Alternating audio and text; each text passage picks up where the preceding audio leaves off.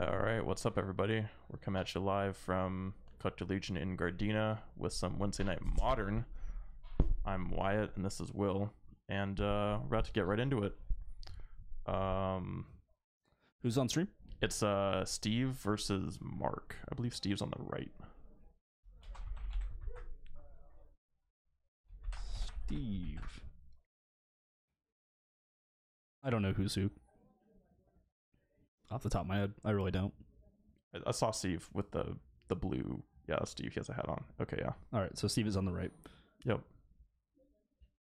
Getting those dice out. I don't know what Mark's gonna be on. Steve's probably on something weird. We've previously seen him on taking turns. I personally played against sort of Goblin Charbelcher. He was playing Belcher. It was a Belcher deck. So we'll see what he brought today. And no, as I said before, His main deck might be turns. I think his main deck is turns. I believe so. So he might just be on blue-black turns. Or was it blue-black last time or mono-blue? I think it was just mono-blue. He had fetches in it, though, so... I'm assuming there's probably some double-colored lands in the deck, right? Dual lands? Possible. Like, otherwise I don't really see a reason for the fetches. Deck thinning. I guess. Deck that you actually don't really want to deck thin that much, right? Yeah, I mean, it feels weird, right? I don't know. If you haven't played him. Check for that Grimloft Mancer. Speaking of Grimloft... Oh, wait, no, this looks like... I see some Jund colored lands in Mark's hand. I think he might be on the graveyard strategy.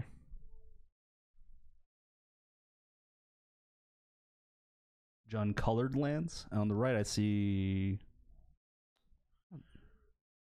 I have no idea. I can't tell it. Oh, that's a combo, isn't it? No, it is the Belcher. All right, okay. cool. He's all right. on Belcher. Sick. All right. So this is so he led off with revealing a Chancellor of the Tangle, which gives you a green mana at the beginning of your turn into a Soccer Tribe Elder. And Mark's gonna play a Goblin Guide. Okay, so this is a race. So Burn versus Belcher. Yes. So how fast was he going off when he was playing against you? He only played like one game, and I think he went off like, I don't know, I want to say in like 5 turns or something. So, that's pretty fast though. Yeah, it's relatively fast. Like, I mean, Soccer Tribe's a blocker, like, you know. Yeah, this is gonna block, get him a land. I mean, his whole goal is to... I think there's like 4 lands in his deck. Steve's at 18, by the way. Oh, right. I'm actually kind of surprised he didn't block the Goblin Guide. He does sack now, though. That maybe he has Lay of the Land in his hand or Caravan Vigil and wants to get the extra land out of his deck and put it directly into play. That's possible. So like he could go spell that searches a land, play the land, Caravan Vigil, put the next land in play. So you wanted the Morbid. Oh yeah, okay, that makes sense. Which I believe is that what he's doing right now? So that is Caravan Vigil. Yeah, that makes sense then, because normally you just want to gain the free 2 life. That is a forest? Question mark. I mean, it's a heavily miscut forest. I think it's Mirage. I want to say that's Mirage. It looks like a Mirage forest. It definitely has the instructions written out on it, and I think it looks like a jungle. So, all right, I dig it. I definitely respect it. You only run like, what, 7 lands or something in this deck, so you got to make them look cool. I think it runs less. Yeah, it actually might run less. If it's running 7 lands, then it's closer to 7-land Belcher deck. Oh no, it's not a Belcher deck. It's not a Belcher deck. It's a quote unquote oops all spells deck. He doesn't run Belcher, but he runs like a Belcher deck. Oops all spells, because his goal is now to mill himself. But it does take 2 turns for him to do the combo. It is a 2-turn combo. Yes. So he's down to 15. The win condition being down to 13. Yeah, that Goblin Guy's like never flipping over a land.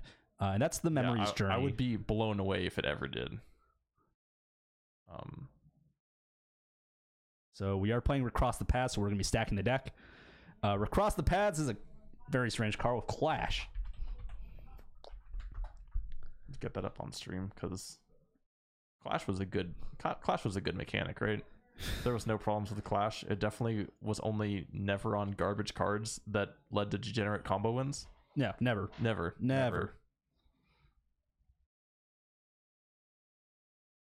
Okay, so he's going to put that fat stack of cards on the bottom of his deck. It looked like he possibly reordered them slightly. I don't actually wasn't really paying attention.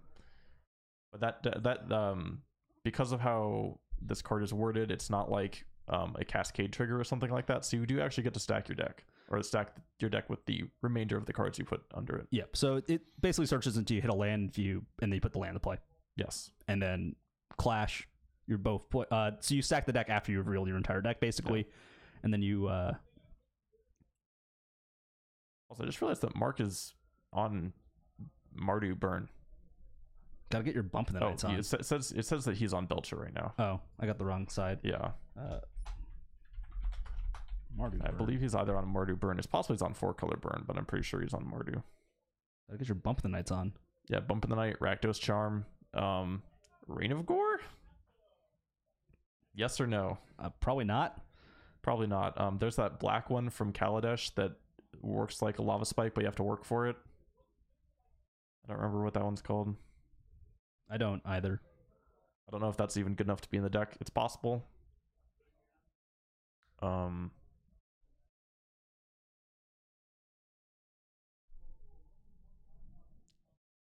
Steve's at... Yeah, I'm just gonna...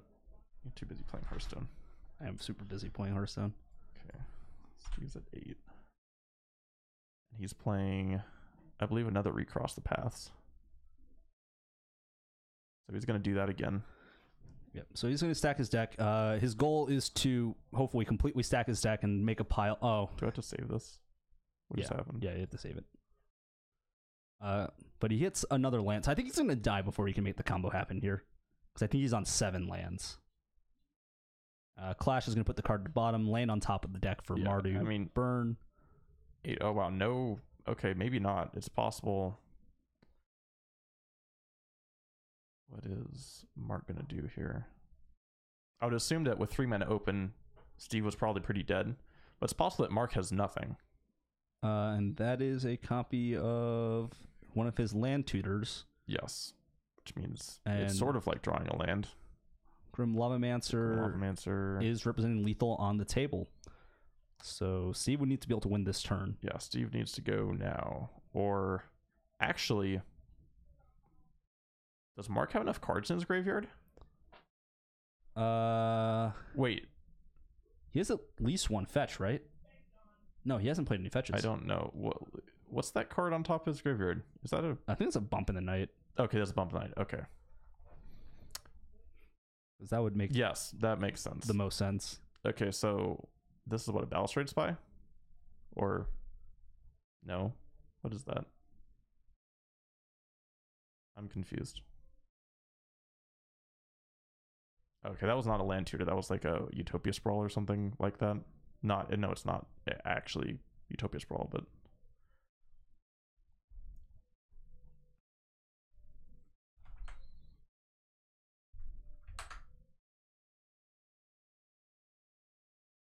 Okay, so now Mark found the fetch land, which means that he has at least 2 cards in the graveyard. So he can activate the Lavamancer, which basically means that... Well, no, because whatever... Balustrade Spy is going to be able to sack and... it's when it sacks. It's a sack. Okay, so that's a pay 1 sack. Or that might be Undercity Informer. They both functionally do the same thing. It's 4 mana, mill your deck. Okay. But yeah, this one's Undercity Informer. Yes. Okay, so let's you sack a creature. So in this case, it's going to be able to block the Goblin Guide, although you might just... I mean, you're dead to a bolt anyways, right? Yeah, so I would just block the Goblin Guide. I don't think it matters what you block because you're dead to a bolt. That doesn't really matter, but I would block the extra point of damage because if Mark can cast a non-creature spell, you die. So we're revealing another Undercity Informer from the Goblin Guide. At this point, Steve should be out of lands in his deck. Possibly. Okay, so we're again. Doesn't really matter what. It doesn't matter what he blocks. So you die to bolt, anyways. Yeah. This stops. I don't know. Literal shock from killing you. I guess. No, you still dead to literal shock. Yeah, you're still dead to literal shock. So like, you're dead to any damage. You're dead. You're dead to gut shot. Pretty sure that should be 3 and not 14, but that's fine. Yeah. Okay. It's definitely because the 3 is underneath. Yeah. So end of turn, he's going to sack and mill his deck over. So I think Mark has nothing.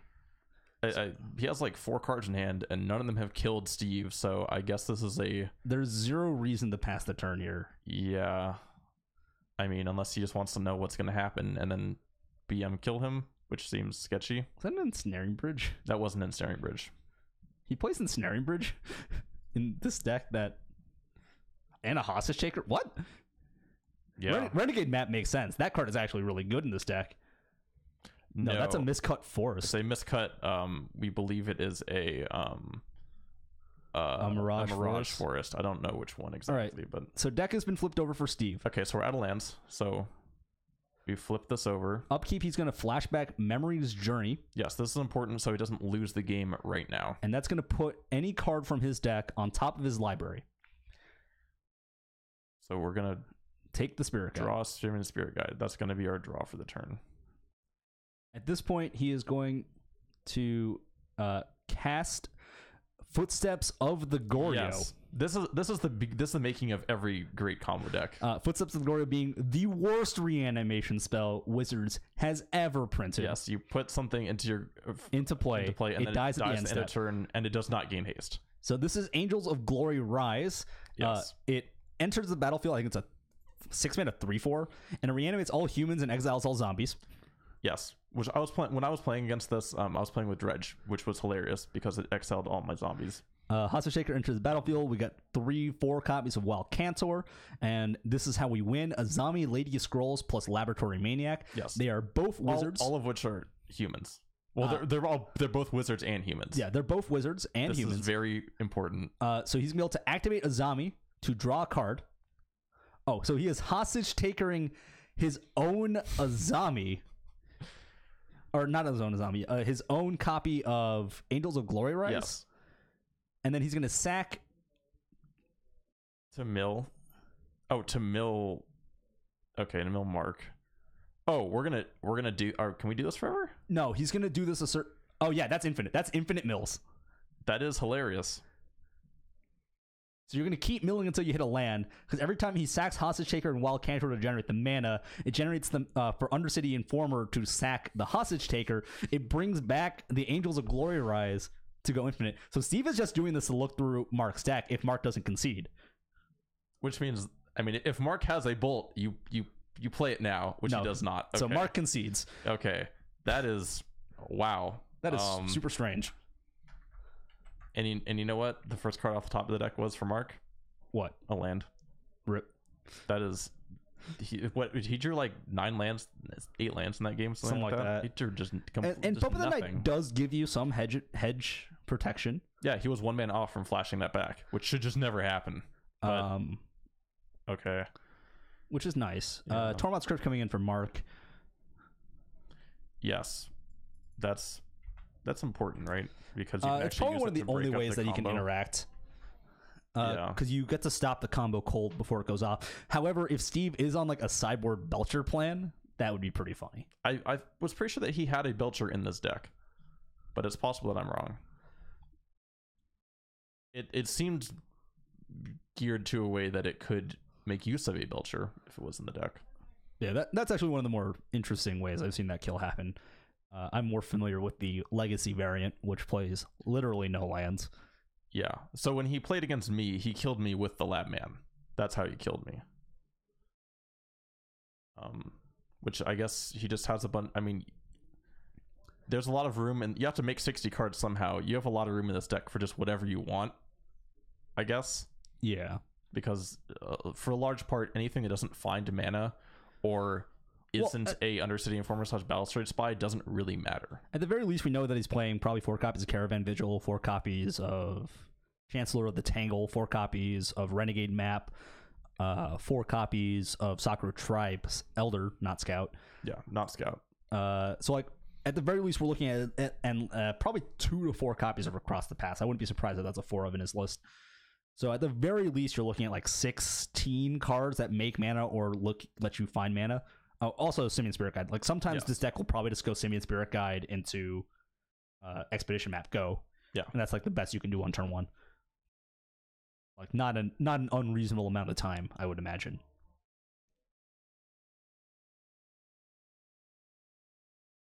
That is a very interesting cut Mark did. He took the bottom card of his deck and put it on top. If that card's a Tormod's Crypt, it's probably like a Bloodstained Mire. But if it's a Tormod's Crypt, then we have a problem. Yeah, then we have a problem. I mean, honestly, I feel like if Mark drew anything, Steve lost. Like super. Oh yeah, hard, he right? just needed a bolt. Like yeah, literally needed, any burn spell. Creature does not actually cut it there though. It did need to be burn spell. In that, no, because creature just puts Steve. Creature is also lethal. Except if it's creature, you probably block guide instead, right? Yes, but so it has to be specifically Swiss Spear. He needed 1 point of damage. He needed to generate 1 point of damage. Yeah, so I guess almost anything works, right? Yeah, so like almost anything, or if that Lavamancer was on the table 1 turn earlier, like sure. I don't think he actually had enough dudes in his yard to. No, but it could have shot him and then got in. Oh sure, yeah. That would have played. Like it's just Mark had so many opportunities to potentially win that game, and that's just what happens when you draw bajillion lands in your like 19 or 20 land deck. Ask my boy Alex Fisher about that. Feels terrible. It's like, why am I playing burn? Oh, there it is. There it is. Steve cut. I don't know what card in his hand that was, but that's cool. I think Steve cut. All right, Lava Spike upstairs, down to 17. Yeah, it's not exactly. Here's the Spirit Guide you're talking about. It's not exactly the start that Mark wanted, but Cantor Lay of the Land, Caravan Vigil, excellent. Vigil. Wow, that's crazy. So that land enters play untapped like a champ. Busted.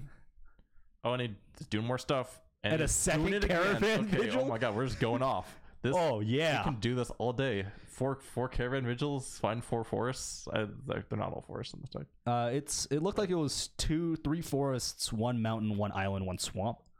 2 forests actually. 2 forests, 1 island, 1 mountain, 1 swamp. Yeah, that seemed about. And he was playing some of the 1-min enchantment that lets your land tap for any color. Okay. So he's grabbing a swamp here. So the question is, what Steve's plan post board against the Tormod script is going to be. I think it's going to be Belcher, if he has it. If he has it, the problem is you have to go find the Belcher. Luckily, Recross the Path still finds Belcher. Oh, does it? Because you stack your deck. Oh, yes. Okay. Yeah. Okay. Yes. He does find Belcher. So Recross the Path will still find Belcher. Like, you're going to be able to create a Thoughtseize. That's interesting. I probably would not have brought that in on the too draw. Slow. I mean, this only loses to... Well, yeah, I guess. Okay. Yeah. I'm taking the Bolt. Yes, I would take the Bolt. Because I don't think there's ever going to be an opportunity for Mark to cast that Searing Blaze, because every creature in Steve's deck sacks. It still works. No, because you don't have a target. You get the whole priority. If Steve knows, right? Like, Steve just plays a creature and sacks it. Okay, yeah. And there's no opportunity to Searing Blaze. Yeah, yes. And Steve does go for the Bolt.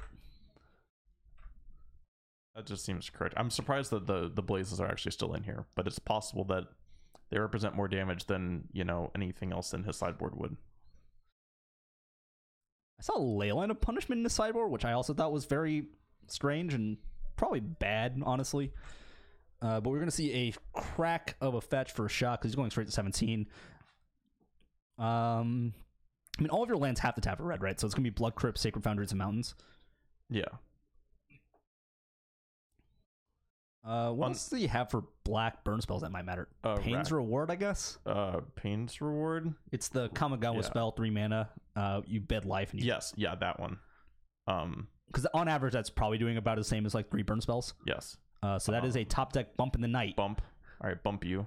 Because what the deck really needed was more Lava Spikes. It's true. Renegade map drawn for Steve. That's going to be a turn away before he can cast it. He also has the Fateless Looting in hand, but no red mana quite yet. Yeah. But what Steve does know now is that Mark is out of burn in hand. He has no way to interact with any burn spell unless he passes. He passed. Okay. So he does not know. Or he possibly thinks that it'll fizzle. It doesn't work the way he thinks it does. So I would have sacked it on my own turn. Yes. 100%. You have to sack that as fast as possible. If Mark passes priority here, then Steve gets a lease on life, basically. Recross the Pass also in hand for Steve. Yeah. So both players need to know how this works. Yeah, and Mark is actually on top of it. He's going to go for the Blaze. Mark's going to go. Yeah, he still takes 3 damage. So Steve, I think, made a mistake knowing that the card was in the hand. He could have blanked the burn spell and not taken the 3 here. Yeah. I would just get the Mountain.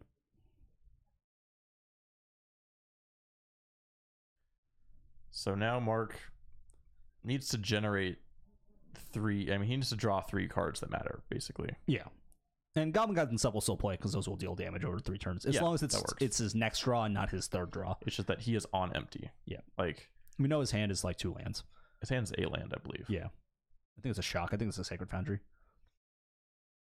Draw for the turn. That didn't look like anything good, so we're just going to go recrossing the paths. Flipperino. Yep. All right. Simic Spirit Guide. Stack him up. Well, he can't actually stack his deck right now because... Yeah, he's going to hit a land, but he can stack the bottom part of his deck. Steve has mismatched Thought Seizes. There's a Belcher. Was that Belcher? Yeah, that was Belcher. Yeah, 2 Belchers. Okay. And a Lifecrafter's Bestiary? That's weird. Sure. We've gone pretty deep. Wow, that is a stacked bottom of the deck. I think he only put like 5 cards on top. Yeah. I mean, that's going to happen because there's only 1 land left in Steve's deck. So we're going to go ahead and flip it. And Steve wins the Clash. I believe. That definitely costs more than... Yeah, 0. it costs more than 1, right? Or more than 0, yeah. So, yeah. And then Mark can choose to leave it on top or put it at the bottom. I don't think you want the Inspiring Vantage. Put that on the bottom every time. Renegade Map. So Steve is going to get all the lands out of his deck next turn, I believe. Yes. So I might even consider upkeep cracking this map. Goblin Guide is a good draw. Yeah, it's good. So that puts Steve on a potential 1-turn clock, and we're going to see Chancellor of the Tangle on top of the library. Kind of like a land. So I mean, only if it's in your opener. But only if it's in your opener, yeah. So I want to crack this Renegade Map on upkeep. Yeah, I don't want to draw that. Yeah, definitely don't want to draw that. And let's see if Steve does that. Yep, so Steve is going to crack the upkeep. So for Mark to be able to win the game, he still needs 2 turns because Boros Charm is still not lethal, given that Steve is at 7. So Steve has 2 turns to try to win the game, basically. As Mark only needs to draw 1 burn spell in 2 turns now to be able to get there. And I like not fetching, mostly because you know the bottom card of your deck is a land, so you might as well keep that one there when you have all the cards that you need in hand. Yeah, he also, in like some bizarre case... Wait, how much does it cost a flashback bump in the night? 6? I think it's 5 and a red. Yes. Oh, okay, so there's the Belcher. Belcher is in hand for Steve. I believe we are out of lands for Steve. Gonna loot faithlessly. So Mark needs to be able to deal like 4 points of damage here.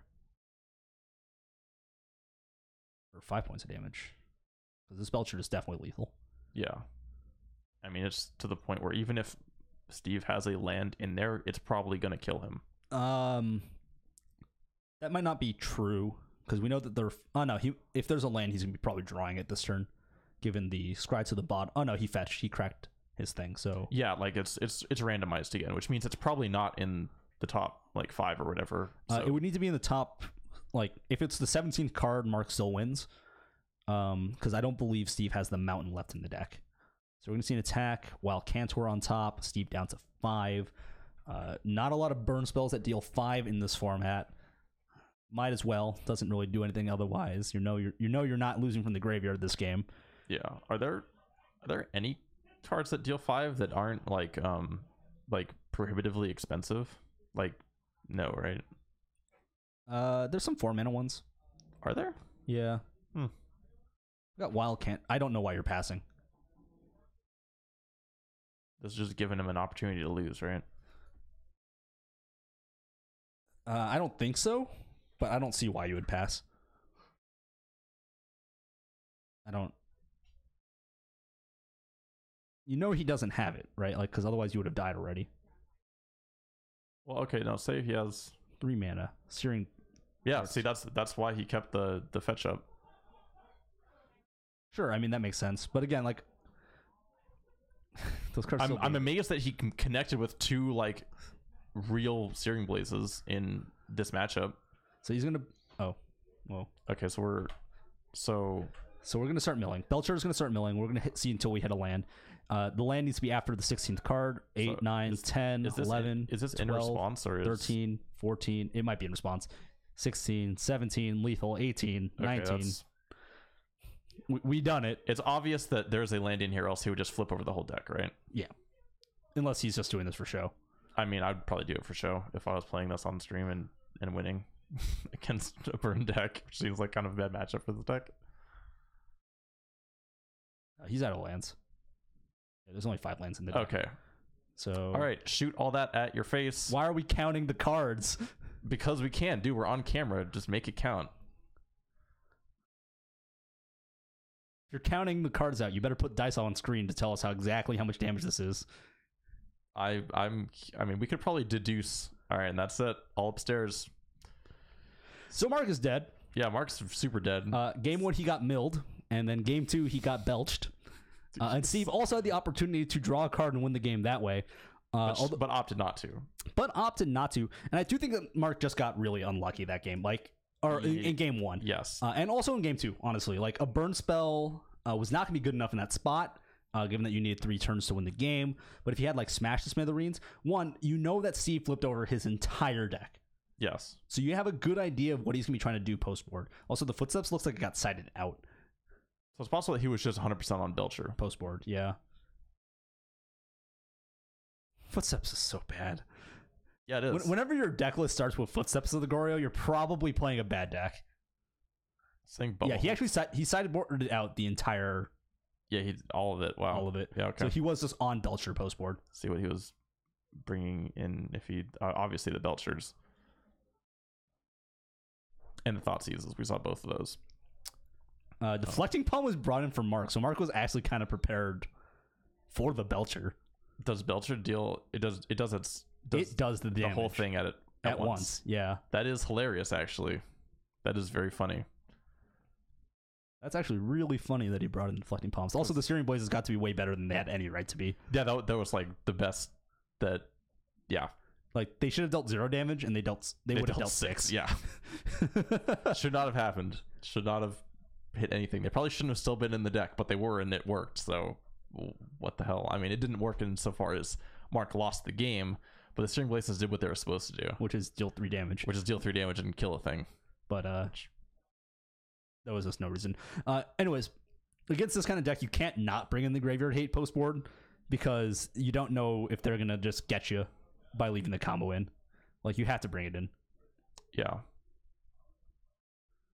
Yeah, it looks like it's a pretty transformational sideboard for Steve. Yeah. So that was an exciting start to the tournament tonight, I think. Yeah. There's only one card in Steve's deck that I don't know what it does, which is the Artifact. Which is on the table right now? No. Ancient Stirrings feels real sketchy in this deck. Yes, it does. Probably would not want to play that card. I'd probably play like more Traverse the Ulvenwald or something. Yeah.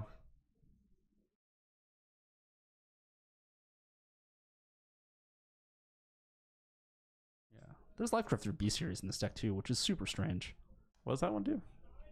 It looks like, at least it looked like it. It's a 3-mana artifact that, like, whenever it lets you scry upkeep, and when you cast a creature, you draw a card. Mm-hmm. You can pay a green to draw a card. I wonder if that's... It was in the main deck, but maybe Yeah, I'm just I looking wonder at, if that's- maybe I'm just getting confused with a different card. It looks like a Lifecrafter B series. Maybe. I wonder if that's somehow part of, like, the...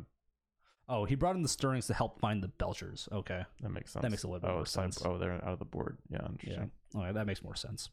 Okay, well, that's cool. I'm gonna go see if people are moving over, because that was a relatively fast 2 games. Yep. See if we have anyone on backup, which we do, but I don't know if they're ready to go or not. Oh god.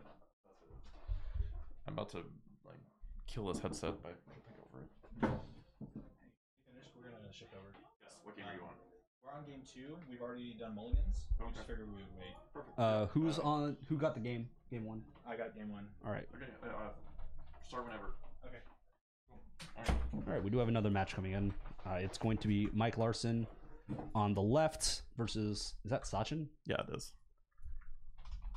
So Mike versus Sachin, which means it's going to be turns Yeah, versus. I'm guessing Mike's still on a quest to refine Bant taking turns. And Sachin's still on a quest to murder people with Infinite mana. Yeah, a lot of mana. Yep. Sachin off to a strong start. It's a turn 1 mana dude. Yeah, so Mike said that they already resolved mulligans. So this is game 2. Mike got the first one. Mike fetching. Is he going down to 17? He is not. So 19. I don't think his life total actually matters that much in this matchup. It's very unlikely for it to matter. Because I feel like if Sachin is winning the game, he's winning it with his combo most of the time. I don't think the deck is fast enough and doesn't play enough disruption to try to stop anything else besides this comboing off as fast as possible. I think that's probably true. Sachin also looked like he's on a mull to 6. How many cards? 3. Yeah, there's the kitchen things. I don't think that card is relevant. I don't think gaining infinite life matters, right? No, because I think Mike plays Jace. He plays Jace the Mind Sculptor, so it shouldn't matter. You just start faith sealing yourself. Does he play Jace? I think he does. I don't see why you wouldn't. I don't remember seeing it out of his deck ever. Like, it's a little bit better than the old versions of the deck that we're playing. I mean, like you used to play Jace Bellerin, right? Just because it was another Howling Mine-esque effect. Yeah. That could be a win condition. Mill is a reasonable enough win condition in that spot, right? Because you just mill them and then you plus him and then they die. Yes.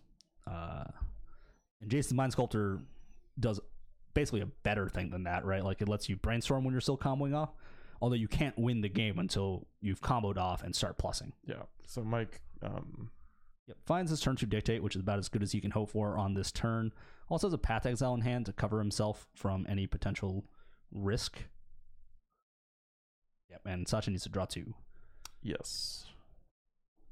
Can't miss that. I kind of want to see Mike against Owling Mine. I feel like he loses that matchup. Owling Mine? Yeah, you play Ebony Owl Natsuke, which is the rack. Oh, I've seen the 8 rack versus turns matchup. It is not good and for turns. Turns cannot win. It like straight up cannot win. Maybe Mike can win. But I think against the normal version, it's still like it's so bad.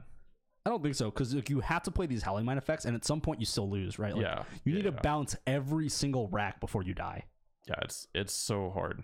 Okay, so in response, Sachin's going to go infinite. Okay, so it's like, I'm going to path this guy, and then in response, I'm going to make my 0/2.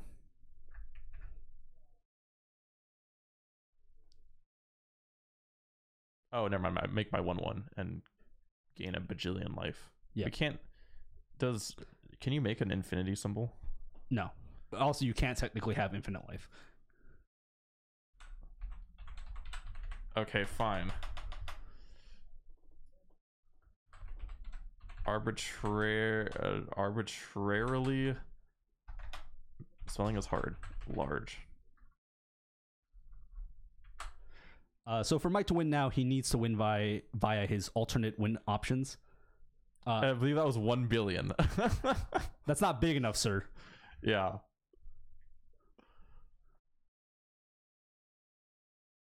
Oh, that's weird. He pathed the Vizier of Remedies. Yes. Which, I think you just wait on that, right? If suddenly you need to get rid of that thing, you wait for Sachin to make a move. I think so. Although in that case, yeah, I think you do wait, because he already assembled one of the other combo pieces, and letting it resolve gave him the opportunity to gain infinite life. Yeah. So I mean, Mike is probably still in a really good spot here. I don't think this matters. I don't think this matters. I mean, even if Mike doesn't have a way to technically win the game, what you can do is you can just... Sachin failed to find. Possibly. That forest was definitely in play. Yeah, forest was in play. Either he forgot about it, or he only has 1 forest, which seems... That's wrong. He definitely has more than 1 forest. All right, 5 mana. We're taking another turn. Time Warp. Yep. Time Draw 2. Warp, the old one. Draw 2. Found a land. That's important. Can't miss land drops in this deck. Gotta get your land. Gotta get your next turn. Looks like we're out of turns. Awkward. Well, we got halfway there. Thinking about the land he wants to play. Wants to play Breeding Pool. Shock down to 9. He just... Oh, never mind. So he actually has enough lands to keep going for a while. Utopia Sprawl also in hand. That's net neutral on mana. So we still have 6. But if he has a way to untap it, which he doesn't. And his hand is all lands. That is...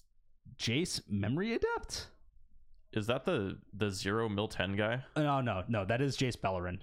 I think it's Anime Jace. Oh, please. Is it Anime Jace? Oh, my God. I think it's Anime Jace. It's probably Anime Jace. I feel like it's not Anime Jace, but I really hope it is. Yeah, it's definitely Anime Jace. Oh, my God. That is incredible. How do I get this up on screen? Good enough. Oh, that's pretty good, actually. Let me... You made it worse. Well, I gotta see his face. All right. So this is Anime Jace. Yeah, in case people didn't know that this was a real thing, it is. We're going to see an attack in for 4. I do think you probably kill the Anime Jace because it's another Howling Mine effect. Oh, yeah, you do. I mean... Oh, no, he's just going upstairs. Okay. Oh, all right, beat downs. Down to 5. 5, yeah. Okay. That's weird. He also left up all the mana. Whoops. Which I probably would not have done if you're going face. Okay. Actually, I probably would have just activated, killed the Jace, and then got in for 4 anyways, and then puts him in the same life total. Sachin needs to have something good in his hand for this play to have made any sense. And it's not Spell Queller. Like, it can't be Spell Queller. No turn card in Mike's hand, so he actually still can't keep the chain going. It looks like Mike's kind of on a bunch of garbage. Arbor Elf, the land, or not the land, the creature, which will block. The creature, which sort of is a land, but not really. It's better than land in this spot. That forces 2 Utopia spells. Temple Garden is the land for the turn. That's a shock. Down to 3. I believe that's a Supreme Verdict in his hand then. Supreme Verdict does not play here. Except, okay, never mind. Company. Yes. This is still on end step. Miss. Combo is lethal. That's a winner. Combo. Cumball and Eternal Witness to buy back the company or the cord. I think you buy back the cord over the company, especially if you're playing a second Cumball in your deck. I'd be a little surprised if there was 2, honestly, but maybe. I guess good against KCI, right? Yeah. Yeah, maybe there's 2 in there. Combo. Those enter the battlefield. Mike cannot respond to this. Yeah, now he's hosed. Gets the cord back. Yep. Okay, just as you said. So Mike can cast 1 non-creature spell. You got 1 spell unless it gains you life. Which we have seen him have a Sphinx's Revelation. Yeah, but he only has access to 4 extra mana, so he still dies to the board here. Yes. So this has to be Path into Cryptic. And okay, so Mike goes to 1. Mike goes to 1. Sachin goes to arbitrarily large number plus 2. I really hope Sachin can cord for a second Cumball here. That would be insane. Or cording for even just cording for, I don't know why he's tapping the bird, but even cording for the Eidolon of Rhetoric is good enough here. Yeah, so it's going. So it's not Cryptic. Cording for 3. Because if it was Cryptic, yeah, if it was Cryptic, then you snap that off, and then you buy yourself another turn. Wait, this is in response to the path, right? Yeah. Yeah. Sin Collector. I don't like this. What's that? That's a Fog. Dawn Charm. Oh, that's on charm. Okay. And then you lose 2 life and die. Wah, wah. Well, it was good enough. And you said this deck doesn't win through just beatdowns. I mean, it doesn't. Well, it just did. Sure, it gained infinite life. That didn't matter. I mean, it won because Mike couldn't find a second Time Walk in the top 7 cards of his deck. Because Mike's deck name is called Taking Turns, and he took 1 extra turn. Anyway, so now we're going to game 3. I think there are a lot of issues with Mike's deck, and it is a homebrew. Yeah, well, he is homebrewing this. That's the cool thing about Modern is that you can sleeve up any pile of cards you want, and it will have like at least a 30% win rate probably. That's not true. That is absolutely true. I don't know if the win rate of Bubble Hulk hits 30%. Maybe not. I don't know. Anyway, the point is you can play like anything you want in Modern, and it will kind of work, right? Essentially. That's not entirely true, but compared to every other constructed format outside of Vintage, obviously, because Vintage you can literally play anything you want and it'll work as long as it's backed up by mana acceleration. What's the dumbest thing I've seen someone win with in Vintage? Okay, I immediately regret bringing up Vintage, but here we go. Anyway, turn 2 Consecrated Sphinx. The other one where you draw cards. Whenever your opponent draws a card, you may draw 2 cards. It's pretty good. It was basically like turn 1. Like land Mox go, and the opponent went for like something big on turn 2, and then they went mana drain it, and they untapped and cast a Consecrated Sphinx. That's cool. And that's game. That's easy game. What's that checklist card in Sachin's hand, do you think? Checklist? Duskwatch Recruiter. Oh, that makes sense. Is that even a question? My brain, I forgot that thing has a backside, okay? Because you never want to see it. You want to see it when you're on the beatdown plan. That's true, because it's like what? It's like a 4-3 makes your guys cheaper. It's a 3-3 that makes your guys 3-3. cheaper. Okay, yeah, that's fair. Mike on a Mike Mult 6 with it looks like a path, a bunch of lands. I think an anime Dawn. Jace. A Jason, I think it might be a Dawn Charm. Is it an anime Jace? It might. No, I think it's just. I think it's a Garrick, which I believe are still in this deck. I believe this is gonna be turn 1 mana dude from Sachin, I'd be shocked. and it is. Yep. All right, got the good one. So we're just gonna shock because the life totals don't matter. Life totals literally don't matter. Dictated Crewfix in hand for Mike as well, so he's gonna have Okay, that on the that's following good. turn. So he has the path if he needs it. For example, if Sachin Yeah, just there's like, a Mind Sculptor. So there was a Jace. It was just not the Jace I okay, was thinking of. some Jace. Babby Jace, or not Babby Jace, Big Jace. Yeah, fat Jace. Are there 5 mana Jaces? Yes. Which one? I forgot. Memory Adept, I believe is not Memory Adept. Living Guild Pact, Okay. I believe is 5 mana. There's also Jace, Unraveler of Secrets. Oh, that one's 5. That's right. That one's definitely 5. Yeah, I knew that one. Okay. I was just thinking because Jace doesn't seem to get a lot of expensive ones for the most part. He's not like Garrick, which has like everything between like 4 and 7, Yes. or Chandra or whatever. Chandra has a lot of 6s. Chandra has a lot of 4s and 6s and some things in between. Yeah. Nissa goes from 3 to 5 usually. Liliana has been anywhere from 3 to 5 and 6. I believe 6. Liliana Vesta is 6. So this is just gonna be the. No, Liliana Vest is a 5. Is it a 5? Yeah, it's a 5. But I think the one like the Death's- Amonkhet one, No, that one's definitely 5. is that one 5? Yeah. Okay. Whatever. Anyway. Death Majesty is definitely 5. Okay. 19 is Mike. Mike probably just gonna Downs. pass the turn back. So this Dustwatch Recruiter is gonna flip. He didn't play a land. He missed a land drop. That's super bad. I thought Mike had more than 2 lands in his hand. So that's actually really bad because this gives Sachin 4 mana to play with to deploy as many dudes as possible, knowing that Mike cannot deploy any reasonable response. And this is actually a situation where I like playing the cards pre-combat because if you get your dude path, you would have liked to gotten your value. Yes. Although Sachin's hand's looking kind of weak actually. I see a I see an Eternal Witness and a Court of Calling I also see a and a Birds of Paradise. what's the disenchant guy? Disenchant guy? Solid Pride Mage. Yeah, there you go. This hand is looking kind of weak. Yeah. But it might be fine given that Mike's hand only has 2 lands. I think your best sequence might just be to pass with Court up. Or court now. Okay. Doesn't So run Court into for 2 anything. down the 16. So now Mike can path whatever. Oh, there's okay. So looking at Dawn Charm right now. He's making sure that Dawn Charm doesn't target him. Yes. I mean, Core doesn't target him. This here does sometimes deal 12 damage to someone. Yeah. I can count on one hand, though, the number of times I've killed someone with a 1/1. The answer is once. I've killed somebody with like several 1/1s, but never like This was a singular a single 1/1 1/1. Yeah. because they had an ensnaring bridge, and all I had was a Mother of Runes that could attack. It was a bad time. Not bad. Guy drew something dumb. So we are pathing in response to the Court of Calling. And, it's a second... Oh, no, sorry. We're pathing afterwards. yeah, Finds the land. because he got rid of the druid.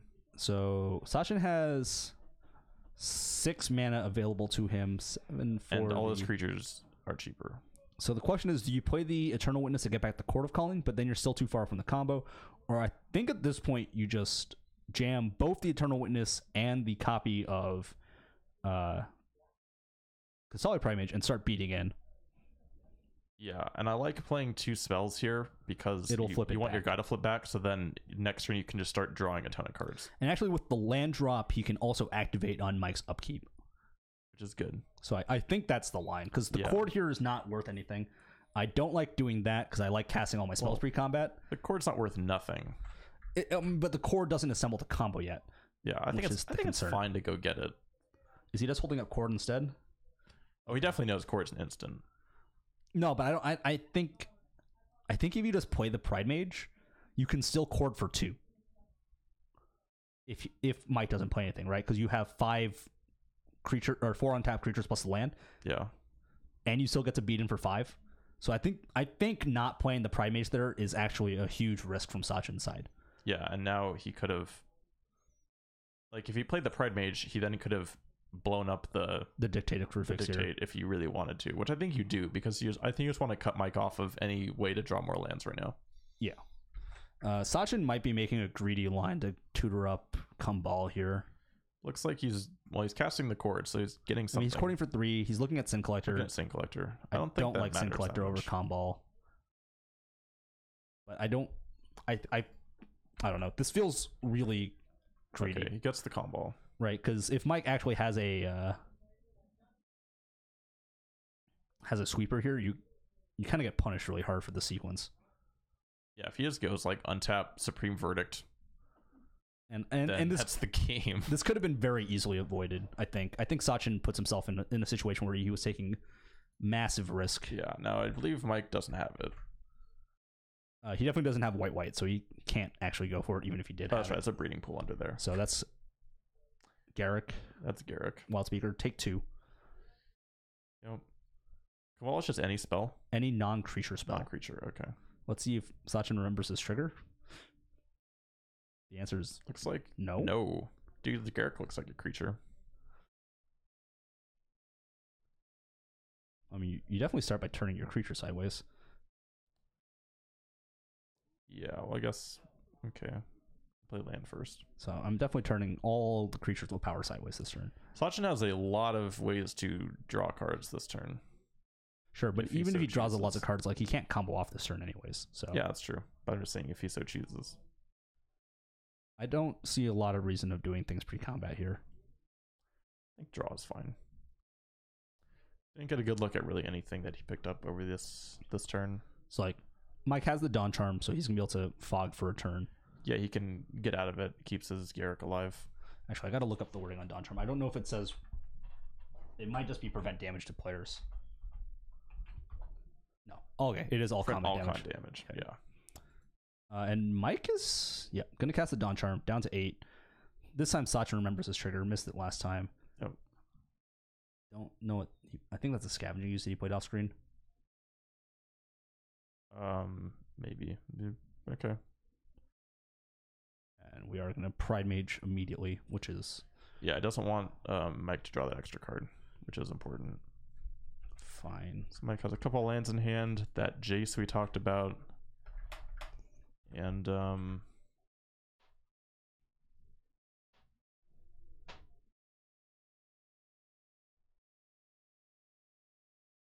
okay. Take 2. If Sachin remembers his Sachin triggers. remembers, which looks like he did not. Someone's gonna get yelled at. Kumbal does read non-creature spell. I can assure you this. Correct. This I know for a fact. I have cast this card. Now he remembers it. Well, This is casual. That's fine. This is regular REL. It does just get put back on the stack as soon as it's caught. But still, remember your triggers. Remember your triggers, kids. Got a plus. Oh no, he's just gonna make a boar. He's definitely dead on board then. Yeah, I feel like the Jace needed to unsummon, which sucks. Oh, it's a devoted druid that got played off screen. Okay. Okay, so not a skews. It looks like a skews. It looks like a skews. I like starting by attacking. Are we? Go touch that thing again. You kind of messed. I'm not getting audio in left ear anymore. Oh. Are we good now? Say something. Yep. All right, cool. Sounds good. All right. So it is a main phase company coming out for Sachin, and Mike is going to fetch in response down to 5. Knowing that any 2 spells will kill him at this point. Blue, this sounds like a dispel. Down to 3. So I'm guessing it's definitely a dispel. Yep. And I see 2, 4, 6 power on the board, and he can block one of them. Yeah, he can block the Kumbal. And then he dies. So you can use the line of attack with everything. Also attacking with the 0 power creatures. Yeah. Oh no, is he courting? I mean, sure. But the game is over. You could have just attacked. Could have just punched him. Sure, we generate a ton of mana. We draw everything. Whatever. Okay, sure. Sure. I think that was unnecessarily flashy, but I think just turning your creature sideways is good enough. did the job. But Yeah. Sachin does take it 2-1 over Mike Larson. Yeah, that looked about right. Yeah, I would have liked to see in the game where Mike won, because it did take about as long as the entire first match we watched. Yeah. So I mean, when Turns is winning, it does not win quickly. no. Is that an Electrum? No, that's Supreme Verdict. It's the Yeah. F&M promo Supreme Verdict. It does not win quickly. The deck does not win quickly. Company, when it's winning, wins very quickly. Oh, all right. That was the last match of the round, so I'm gonna go find some more people to put up there.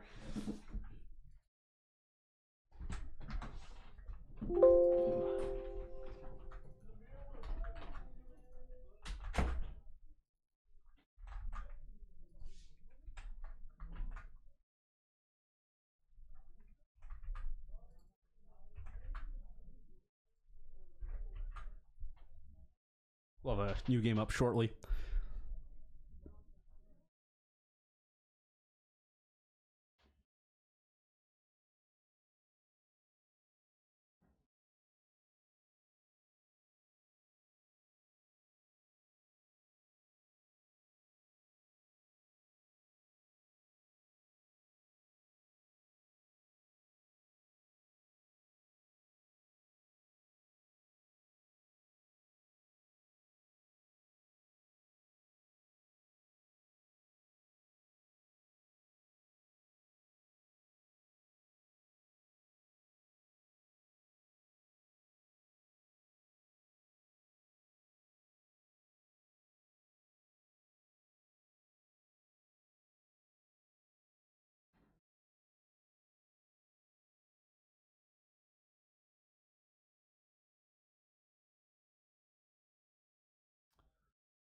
Looks like Steve is back on stream. So we're putting Steve back. Yeah, we're just doing the top two again. For this round, it's gonna be Steve versus Wagner. I don't know what Wagner's been on these days. I'm guessing something involving Affinity or Aether Vials. Likely. And I'm probably saying he's on Affinity. I think it's most likely that he's playing some Affinity variant. I think that's what he was on the last time we saw him on And I think he's camera. already off of the Hardened Scales variant, so I think it's just traditional Affinity. Well, because the Hardened Scales is garbage. And I know I just said that whole thing about you being able to play whatever deck you want in Modern, but don't play Hardened Scales. I'd also say don't play Slivers, but I would rather play Slivers than Hardened Scales. That's just, yeah. Especially because I've beat Hardened Scales with Slivers. So obviously Slivers is just better than Hardened Scales. That's how that works, you know. If you beat a deck, you're just better than it. I don't think that's how that works. Absolutely how that works, in case you didn't know. So Amulet Titan's actually just the most broken deck still. Well, it's certainly better than Dredge and Slivers. I can definitively say that. I can't answer that for anything else. Main deck, but you... Oh, no, we can also answer that for Merfolk. I think. I've only played against Amulet with Merfolk before it was banned, so that doesn't count. Because we know that was the best deck, period. That's Lassa Twin. What? Fuck you. Don't care. Lassa Twin. It had one bad matchup. God. Yeah, it just was the matchup that was 20% of the format, it turned out. Shrug. You know, what are you going to do? Imagine if there was a world where Twin got banned and Amulet didn't. I would not be playing this format. I'd tell you that. I saw blue cards. I saw Path to Exile. I saw Basic Island, I think. Is this blue-eye control? I hope not. If it's blue-eye control, I don't think Steve can win. I think Steve loses to a counterspell, right? Yeah, you just counter the literal payoff and the game ends. Okay. Like once he's milled his deck. Well, he drew the forest, which is pretty good. No chance of the tangle. No Chancellor. This is not looking like a Findy. That is. I think this is. I thought he drew a Thought-Knots here. Oh no, this Oh, is God. black-white taxes. Ugh. This deck is terrible. This deck is super bad. You're trying to play a 3-color deck with no fetches. Yeah.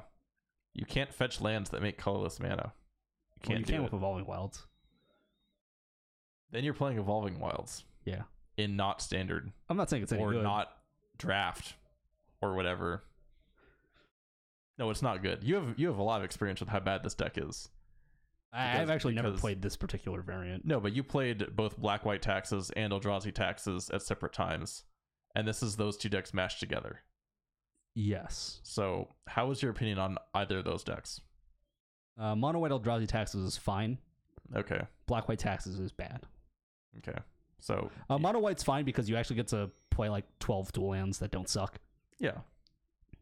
Yeah, Evolving Wilds is absolutely Dan's game. Eldrazi Temple Go. Jesus. All right, So well, this is literally why this deck is bad. Yes. Your mana is the worst. it's so bad. Like, if you aren't powered by Aether Vial, it's bad. When your mana is worse than Slivers, it's bad. It's bad. Slivers bad has to mana play base. 12 copies of Rainbow Lands. Slivers actually has a good, actually surprisingly good mana. And it can't even play the last 4 copies because it literally needs basics like the land type swamp in the deck. Yeah, I mean, you could play them if you wanted to not play Sedge Sliver, but I think Sedge Sliver is kind of like a defining part of that deck. It's probably the best Lord in Modern. It probably is. It's like if Azuri could regenerate himself, which would be pretty good, by the way. To be fair, though, if Azuri activates, your opponent dies, and if Sedge Sliver is played, your opponent doesn't necessarily die. This is true. It depends what you're playing against.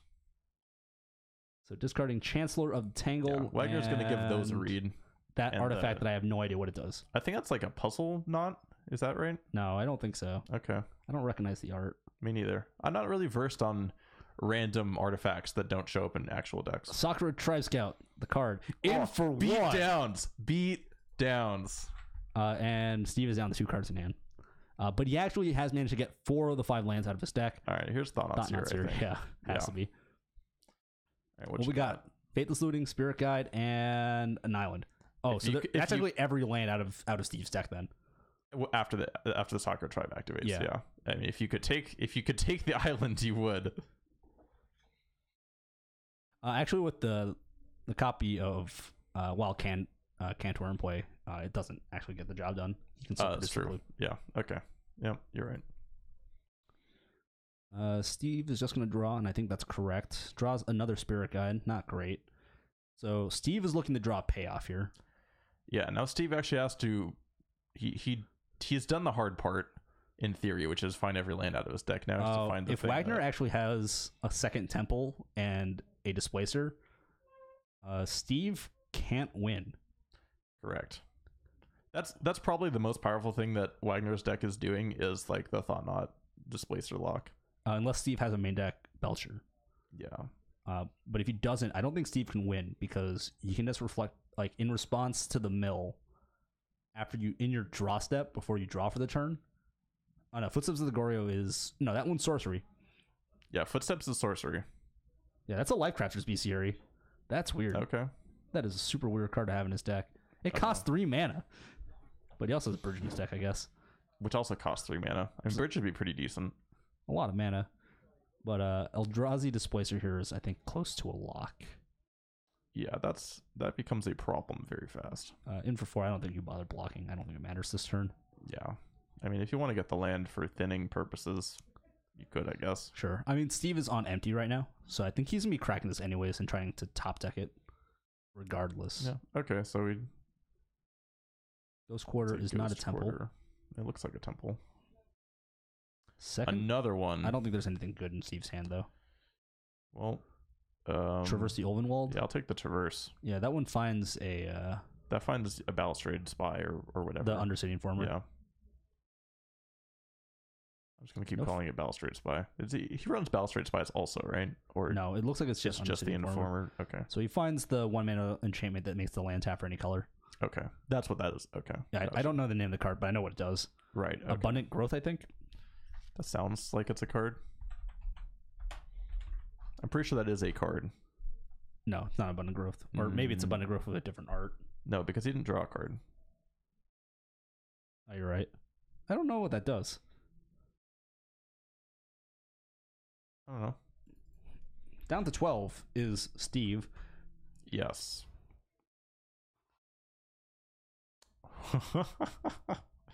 So I guess this is probably why Wagner kept this hand, because in the dark 3 Thought series is probably okay. He gets a Spirit Guide, which he knew about. No, he doesn't get it. I believe Steve is exiling it to responds. himself. Okay. Oh, it sacks to draw a card? That sounds worse than Abundant Growth then. That sounds significantly worse than this one. Yeah, I think so. Unless it... Because it doesn't make mana. No. Yeah. Like extra mana. No, it's 1 mana. Like, yeah. 3 mana is Laboratory Maniac. If that gets path, Steve only has one other way to get out, which is the Infinite Mill that we saw in round 1. Yeah, but I guess you want to play it. I think you path. I think you 100% path this. Oh, I mean, and we know he has the path. Yeah, there you 100% path this, and 100% gets exiled, and Steve 100% doesn't have another land in his deck. So another removal spell is game. Displacer is still game with land. Yes. This looks like a Wasteland Strangler. That's also game. Trigger, target, move a card. Spirit Guide. You can have that. Yeah. Kill that. In for 12. Womp. Womp womp. Steve dead. All right. I do like... I'm a fan, although... I'm a fan of the Wasteland Strangler interaction with the rest of what this deck is doing. And when it works, it feels very good. I just don't think it's that good. I mean, the fundamental problem for the deck is that you're playing a 3-color mana base with no fetches, right? Yeah. Because you want to play cards like Leonin Arbiter and Ghost Quarter, because your deck power level is not that high unless you nut draw your opponent with multiple temples. And even then, it's still not like outrageously high. Yeah. Right? Because you're not consistently getting to 5 mana often enough to make Smasher justify like a reasonable threat in your deck. Correct. And it's not great in the Aether Vial deck. Yeah. Even ticking up to 4 is like kind of rough in the Aether Vial deck. So this is kind of the rough spot that Wagner is in with his deck, is from a building perspective, is that you have to play 24 lands. 4 of your lands are going to be Ghost Quarter. Right? They're just going to be Ghost Quarter. Yeah. Another 4 of your lands are going to be Eldrazi Temple. So you're already playing 8 colorless lands in a deck that's also trying to cast Flicker Wisp, a white spell. Costs double white. Tide Hollow Sculler, which costs black-white. Yes. Multiple spells at a turn will cost you multiple colors. And even on top of that, you're only playing a total of 12 colorless lands. And if you don't draw those, sometimes your cards just don't work. Yeah. You can't cast your Thought-Knot Seers, and you lose the game. Because on top of that, you're playing Caves of Koilos as your last land, because it's a tri-land, and then you have 12 more lands to play with. Yeah, I mean, Caves of Koilos, second best land in the deck outside of Eldrazi Temple. Just Eldrazi Temple from like a raw power level standpoint, but your Caves lets you cast everything. Yeah, and that comes at the cost of life, right? Like, you're giving up some equity. Not in this matchup, but like... Yeah, in this matchup doesn't matter. But like in the burn matchup, you're just like, this is terrible. My deck doesn't function. Because the deck is slow. The deck is very slow. Your clocks are not that fast in general. Especially against decks that can block. Yeah, you're relying on the fact that your deck is like has some amount of disruption to like win the game. Also, how does Steve beat a Thalia? That's a problem. That's like a turn 2 Thalia. That might not be possible. That turned out Wagner's deck's pretty good against this deck. This turns out, but that's because I think Steve's deck. But like even Ghost Quarter is just good against Steve's deck, right? Like you Ghost Quarter him twice and like the game ends. Steve's deck is very vulnerable to interaction at all. Period. Like a stiff breeze. It just happens that there's not that much stuff that interacts with his deck necessarily. Like Ghost Quarter is actually insane because if you Ghost Quarter Steve 3 times, he can't activate Belcher unless he draws a Spirit Guide. Yeah, like Ghost Quarter becomes Strip Mine pretty very fast in this deck or against this deck because like his goal is to draw a lot of lands out of this deck. Yeah. I guess that's the reason why he wasn't cracking it, because there was a Ghost Quarter in play for Wagner. Oh, that makes sense. But I don't think he's winning that game regardless, and I don't think Wagner was Ghost Quarter in there regardless. I don't think Wagner's familiar enough with Steve's deck to know that he's on 5 basics. Yeah, if I was just like blind walking into this, I'm just like, what is going on? Like this guy just played a Lab Maniac. Okay, so he has a chance to the Tangle. That's starter mana. I see a Faithless Looting that he can't cast unless he has a red source in his hand. He has the Miscut Forest also. Okay, so he has mana and he has the Renegade map. So this is probably about as good of a hand you can keep for this kind of deck, and just hope you find the action.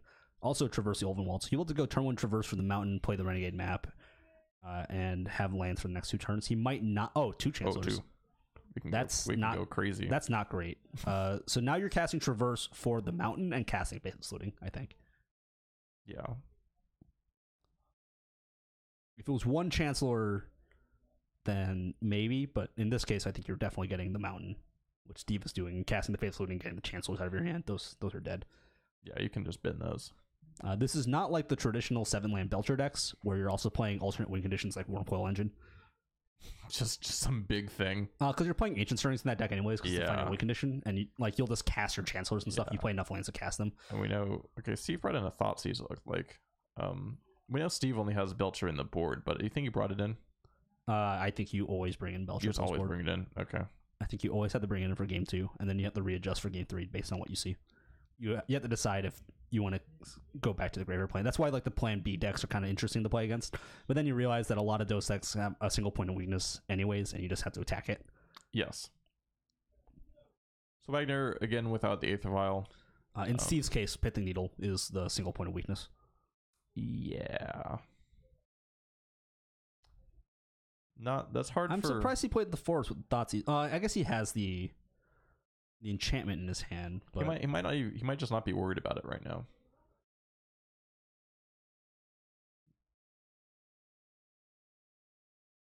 I don't know. What's the latest you think you should Thoughtseize and it be bad? I think you Thoughtseize this turn. I think you 100% Thoughtseize this turn. Well, okay. Well, now it can make black. Yeah, he has the enchantment, so it's not the worst option. I think that's from Core 19.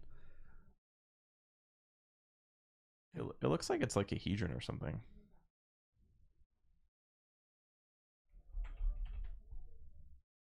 Just gonna look at green 1-mana enchantment, just search enchant land. Types enchantment. Subtypes aura. CMC equals 1. And format modern. Okay, so Tidal Hollow Scholar comes down from Wagner, looking at a and there's the Traverse in hand. Another Traverse, and Steve actually would have had Delirium. He would have been able to to go get the dude or the Belcher. So I think you probably take that. I don't think you care too much about the Unbridled Growth. Okay, yeah, so this is actually just strictly worse than the other thing we were looking Specifically, at. Right? I guess he's playing it because he wants to be able to traverse. Oh, because it puts enchantment in the yard. But that's true. I'm still not confident. Not digging it in this one. Okay. That's the card. Yeah, so this is out of Aether Revolt. I'm not sure if Abundant Growth was a card that needed fixing. It's not fixing, it's just different. I mean, for most purposes, it's worse. Yeah. It's relevant in Aether Revolt because it was a Revolt enabler. Yeah, exactly. So in that format, it might be better. But losing fixing feels really bad. Spreading LG Enchant Swamp. Yes. It's from 8th edition. Well, it's modern legal. Because of course it's from 8th edition. Well, this... So Thoughtseize on Wagner. Taking a look at the hand. Displacer, Thought Not Seer, Leonin Arbiter, Thalia. These are a lot of cards I don't think Steve can beat. That's rough. And we also see the Temple, so he's going to be able to play Thought Not Seer next turn if he wants to anyways. So do you take one of the Eldrazi or do you take the Thalia? Okay, he takes the Thalia. Yeah, I don't think Steve can beat the Thalia. Beat it ever. But I don't know if he's beating I don't think he's Thought Not Seer into Displacer with the Leonin. There's a lot going on here for Wagner. I don't think... I'm actually kind of surprised that Wagner played the Tidal Hollow Scholar, because I think if he played anything else that he could have played, I don't think Steve can win. How does Steve win if he can't search his deck? Yeah. How does Steve win if he can't cast spells? In for 2. This is pretty free. Down to 16 is Steve. I'm not confident in Wagner's play that turn. I don't think Tidal Scholar mattered. I don't think so. I kind of like the Arbiter here, though. I think the Arbiter here is... I agree that Arbiter is probably a little bit more powerful on this turn. Yeah. I don't think you already saw his hand. I don't think the Thought Not matters that much right now. So Steve is on Belcher this game. You saw it in there? Yeah. Okay. I saw the 2 Belchers and I didn't see the Angel. So he is off the graveyard this game. Okay. Ghost Quarter. I just like Ghost Quarter in this turn. Okay, yeah, I'll just write it off now. And I'm hitting... I think the red mana. Specifically because there's a Faithless Looting in the yard for Steve. It's red or green, right? Like, yeah, you get one of them. And Wagner is going for green. Steve is actually out of basics in his deck anyways because the last Forest is in his hand. Yeah. So it's not like he's cut off color. The Faithless. I guess he probably would have. Probably maybe a little bit better with hitting the red source then, because he has the green source in hand. Yeah. Wagner should know, right? It matters. Yeah. And Wild Cantor. Steve is hellbent. Is that a Ghost Ward? I don't think so. No, it looks like a Caves. Oh, it is. That's a temple. That's a temple. Yeah, you just get in for 4. Wop. Idiots, get in there. Steve down to 12. Rest in peace. Okay, I thought I saw columns on that card. Rest in peace is not terrible here because it does cut Steve off of 2 copies of Faithless Looting. Yes, which is decent. Passing the turn back. It's not a land because it literally. It cannot be. I mean, it could be, but like, I think he would have played it. Yeah, he would have played it. So I like playing. Well, I like attacking first because I doubt Steve is playing any interaction. He's just gonna exile Spirit Guide. Yeah, gain a red mana. I would have cast that. I would have cast the I think I also would have cast that. Well, okay. Top decks the Belcher. Whoa. Down to 8. All right. So if Wagner has a way to make the Wild Cantor leave, which he does because he has the Displacer in hand, it's game. And it's game. Oh, that makes me sad.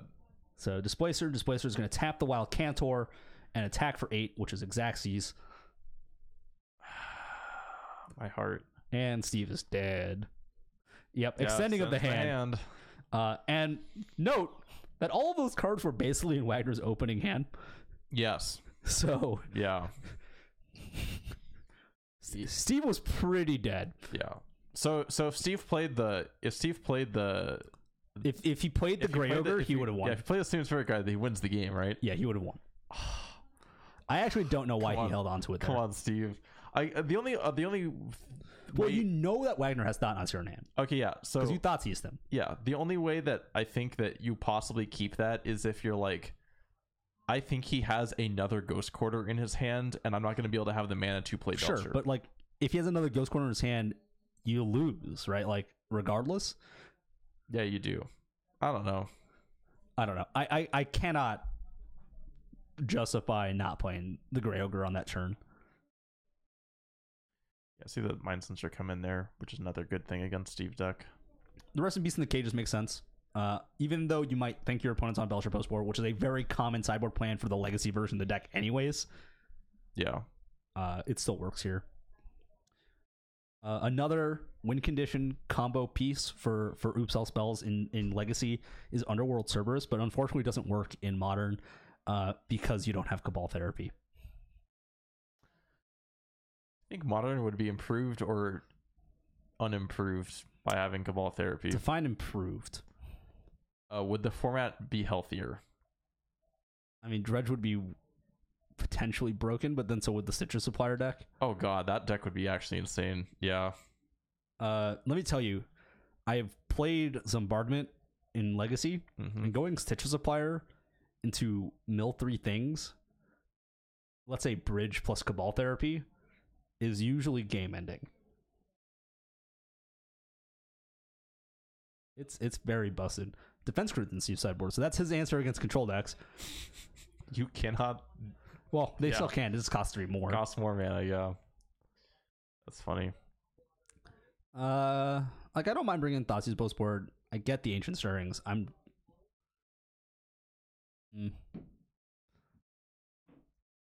Yeah, this was definitely not a matchup where Steve was long for this world.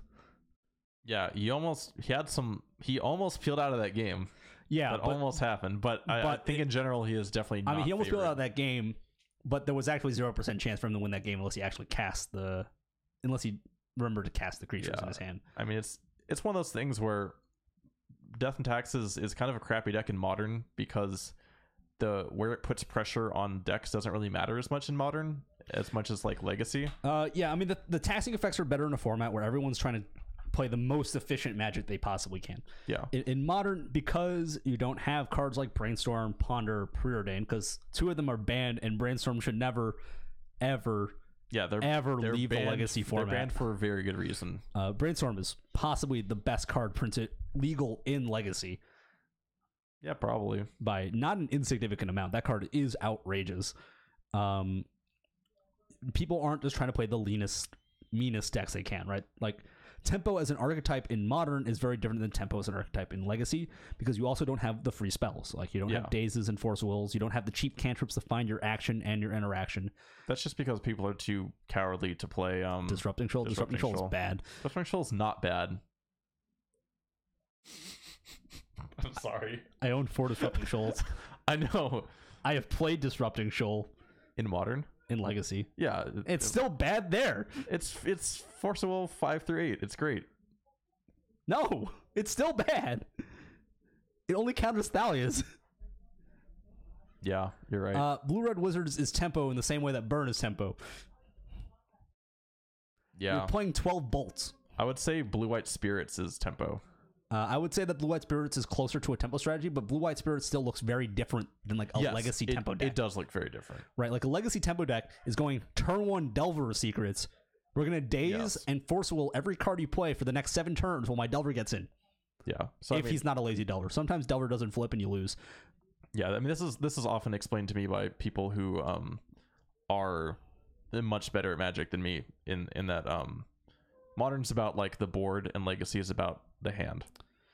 Yeah, in general. Yeah. So the things about Legacy is more than just the hand. It's also about mana efficiency. Yes. The decks that are typically doing the best in Legacy are doing incredibly powerful things at each turn of mana.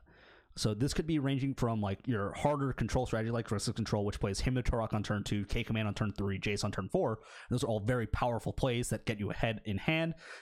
Or the Tempo strategy like Delver, which just goes turn 1 Delver, turn 2 Daze, turn 4 Force of Will, or turn 3 Force of Will, bolt your dude, play another threat, and keep going. Like, keep the pressure applied, right? In which case, they're playing to the board, but they're also just making sure that their opponent doesn't get to play anything relevant.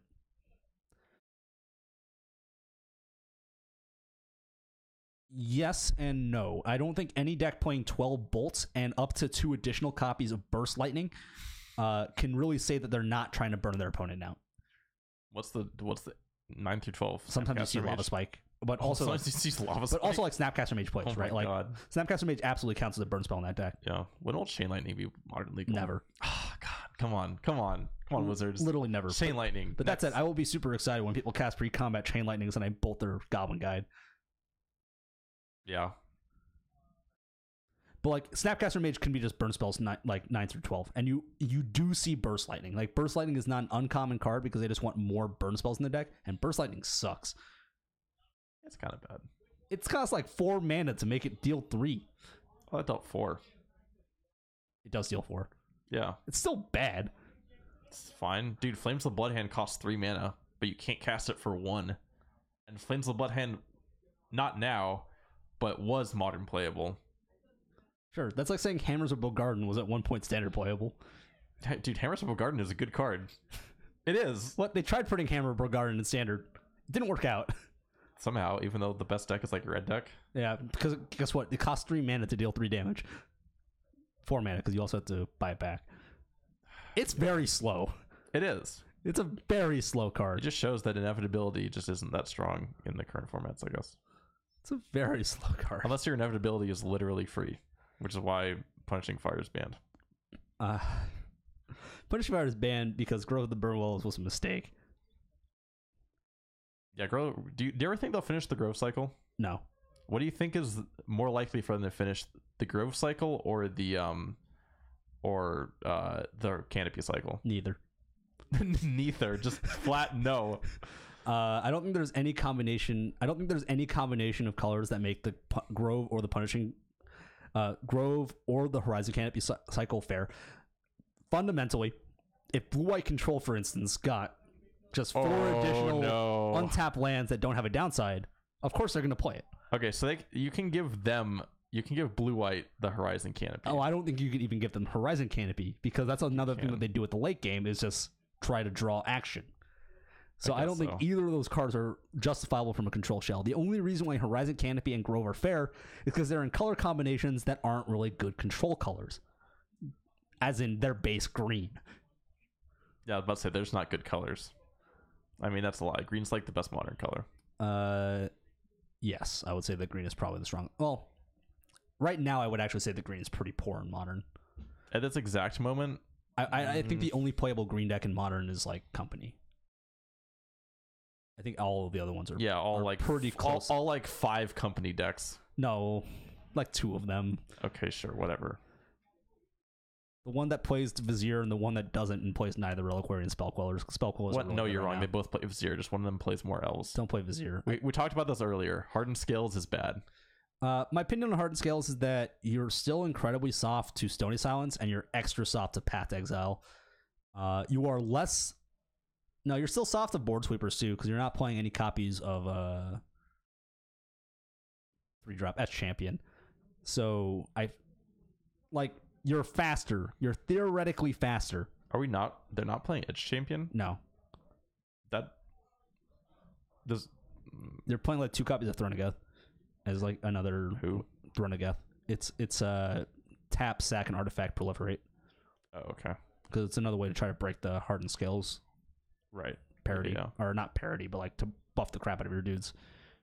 I was just wondering because it seemed like if you're putting a bunch of plus and plus encounters on your guys, putting it you're on also like, bad against like from everything. You're bad against Wrath of God, right? You're bad against the unconditional removal spells because where do you put your counters?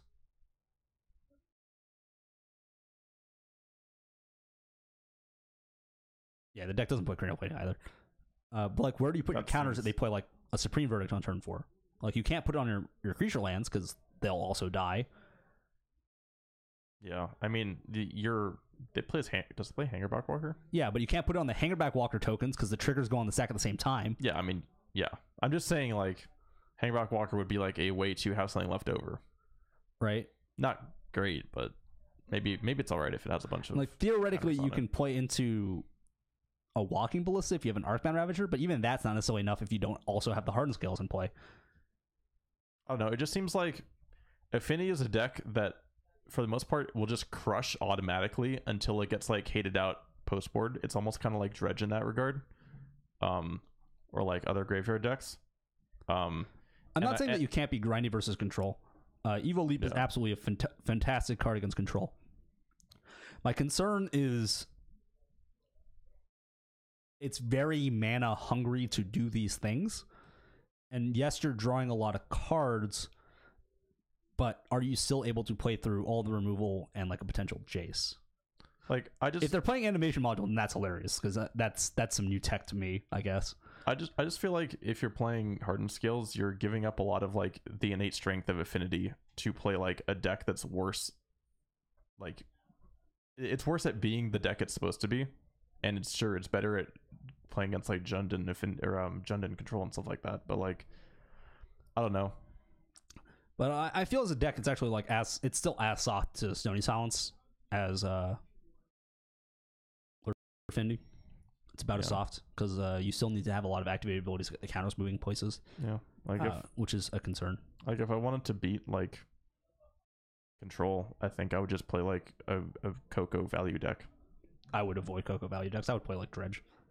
Well, I'd also play Dredge. Well, the problem with Storm, honestly, like. Well, yeah, but I mean, like the problem with Dredge, it depends.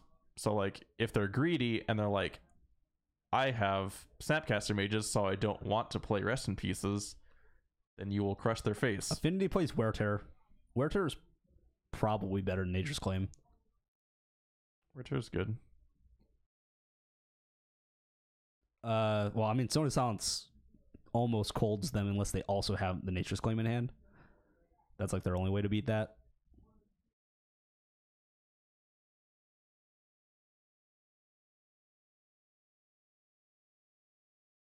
I'm gonna go poke around outside. I'm pretty sure our backup is done, but I mean, they are likely. They're not like talking for like a while. They're like 50% likely to have in their opening hand, right? Like 40% because they're bringing in 4 copies of Nature's Claim almost every time, and they're going to be drawing up to 3-ish cards by turn 3.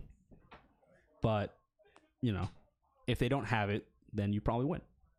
You play Stony Silence in turn 2 and the game ends, right? Like, and if they don't have it, they lose. Like that's You're bringing in Stony Silence because if it resolves, it calls your opponent. I mean, the reason why KCI is a busted deck is not because like the combo is too fast. The combo is like a turn 3, turn 4 combo. It's not like turns wise that fast. If it was just turns that mattered, like you'd see everyone playing Grishal Brand, which they should be playing because that deck's cool as hell. Right? Like the reason why KCI is good is because your combo enabler is also your combo engine. Anyway, our backup is finished. I think we can probably hang around. I mean, the next round's gonna start in like 8 minutes or less. So, but,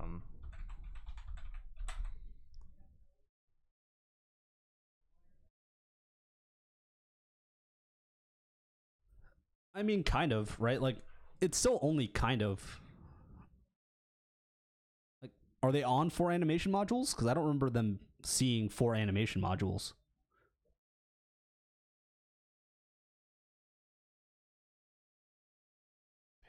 Paying 1 per every 1/1 is. Well, I mean, you're paying 1 when you're like already out of gas, right? Like, so that's not a big deal.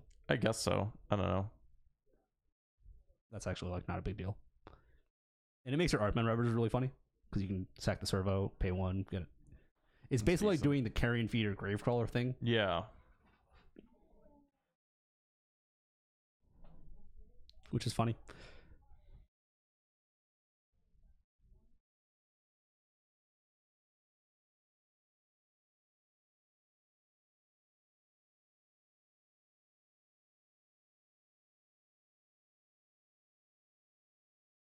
Does it though? Like Overseer is a must kill anyways.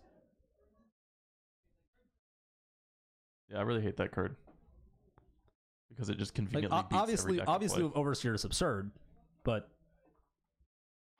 if you're still playing like a creature return, then I don't know.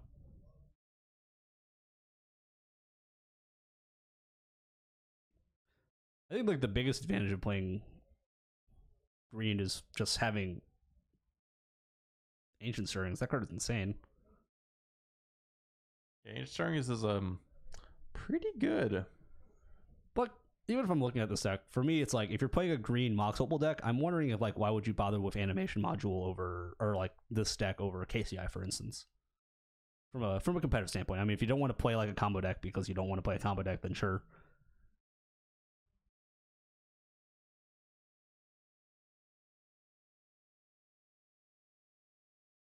I mean, yes, I guess, but like it's 4 1/1s, and that costs you like 6 mana to do it. In my opinion, isn't that like Hardened Scales is bad against control because it's probably not. I feel like the problem is that if you're trying to beat control, you're playing the wrong game. Am I dumb or?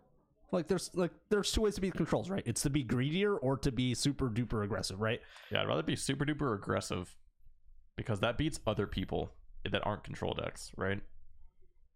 Like turn 3 kill is going to kill somebody basically no matter what deck they're playing. But if you try to grind somebody out, you're going to lose to the people who can also do that back to you. I think Animation Module is fine. It feels a little bit expensive. I think the deck is still only playing like 18 lands, right? Like so, like that second effect is still going to be a bit expensive sometimes, especially if you're not getting on board, right? Because you need 4 mana to make the servo on top of proliferate a dude, which is fine. Like there's nothing wrong with that. This just feels a little bit slow. Yeah, there is something wrong with it. You could cast like a Collected Company with that, and just like win the game against whatever deck you're playing against. Like my experience playing against the deck is, and mind you, I play a combo deck, right? Is they just die. You probably mop the floor with Hardened Scales anything. E is a good Magic card. Yeah, you're right. And I can definitely tutor my E's. Teleria West. Fair and balanced Magic. What a fucking mistake. Transmute or Teleria West? Actually, probably just Transmute. Actually, both. Yeah, really just all of them. Oh man, Blazing Shoal Infect. What a deck. What a goddamn mistake. Unban it when? Never. Literally never. Literally never. You know, that deck played 4 copies of Muddle the Mixture because it found both Blighted Agent and Blazing Shoal. Yeah, that's really convenient. But you see, I don't know if Modern is really like a rock, paper, scissors of Magic. It's like you show up and you hit your one bad matchup and then suddenly you're just screwed, right? No, Modern is like the rock versus rock of Magic. Like you show up and you hit your opponent Bigger rock. with a bigger rock, and whoever's rock is bigger and heavier wins. Like consistently, like win rate wise, right? Like someone did a post like a week ago, and it's, I mean, sure, it's a week ago, but still, KCI was the highest win rate deck from the sample size that they had, right? It's something was like 58% win rate in Modern. On the other end of the spectrum was Jund. In Modern, combo is generally poor against aggro, because combo decks are typically turn 3, turn 4 decks. It depends on the combo deck. I'd say they're generally turn 4 decks. So, for instance, Ad Nauseam is very good against combo, or against aggro, like Burn. But Burn is also very good against Storm. Yeah, that's mostly due to Eidolon, though, and not necessarily due to being faster than them, I think. But I mean, I think on average, Burn is killing on turn 4 as well, anyways. So like the clock is about the same, right? Yeah. Most of the generic turn creature sideways decks in Modern are turn 3, turn 4 kill decks, which is about the same turn that combo decks go off, except sometimes, and not always, the aggro decks also have ways to interact. Well, I mean, Humans is randomly good against every deck because of Meddling Mage and Kitesail Freebooter. This is mostly correct. And in the matchups where those cards are bad, Mantis Rider. Mantis Rider and Champion of the Parish. Yeah. So, like, Humans is in this unique spot where it gets to be one of those really terrible tribal decks that doesn't have a bad combo matchup. Yeah, that's the dream. That's what all true tribal matchups try to achieve. You get to abuse tribal synergies without having tribal synergy weaknesses, which is your deck is full of terrible cards. Well, I mean, and it is. Riders of Gavony is good in tribal matchups, and if you play it in the mirror, you will die. An unreasonable amount, actually. Because unless you have lethal on the board when you play Riders, don't play Riders. It will kill you. You will die to the crackback, like, a lot. It's super risky. It's super risky. Phantasmal Image means that you shouldn't be teching for the mirror. Like, ever. It's literally how you die. Yep. The thing is, like, combo decks are in a unique spot in Modern where, like, combo decks aren't just weak to aggro or strong against control. Depending on what combo deck you're playing, you're good against a subset of both sides. Yeah. Ad Nauseam is very good against generic aggro turn creature sideways decks because of copies of Phyrexian Unlife and Darkness and Dawn Charm, whatever. Dawn Charms, sure. Angel's Grace, and it's good against control because the combo is entirely instant speed. Yeah. Right. Storm is in the same boat where you can give some given on the end step and you just drown your control opponent in a stronger card advantage. And play pieces and all and that play stuff, pieces yeah. and all that stuff. On the other hand, a combo deck like Griselbrand is pretty poor against control if it can't kill them on turn 2. But it's very good against aggro because it can kill them on turn 2. Or you can generate a Griselbrand and your opponent can't beat a 7/7 flying lifelink. Your Griselbrand doesn't stay in play permanently in Griselbrand. This is true. They actually cannot keep a Griselbrand in play permanently. I mean, you can play against Burn and make a Griselbrand and hit them and not draw cards, and you will probably win that game. Yeah. Like my combo deck is Amulet, right? Like I play Amulet Titan, and my matchup spread is a little bit interesting as a result. Like my control matchups are good because I have a single Cavern of Souls in my deck, and it turns out that's all you need to make your control matchup good. But my aggro matchups are also good because I play Engineered Explosives, and I play Radiant Fountain and Calendly Garden, and these are dumb lands that make no sense. My issue with the As Foretold Living End deck is that it's really easy to draw parts of the combo and not the other parts and just die. And sure, like Gordas for Griselbrand is sick value, but drawing Griselbrand feels god awful. Are we? Yeah, we have a match. We have a match? I'm gonna find out who that is. I wasn't aware. Nobody told me.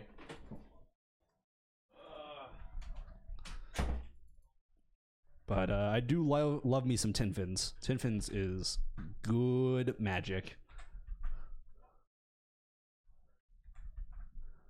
Looks like Wagner is now on the right.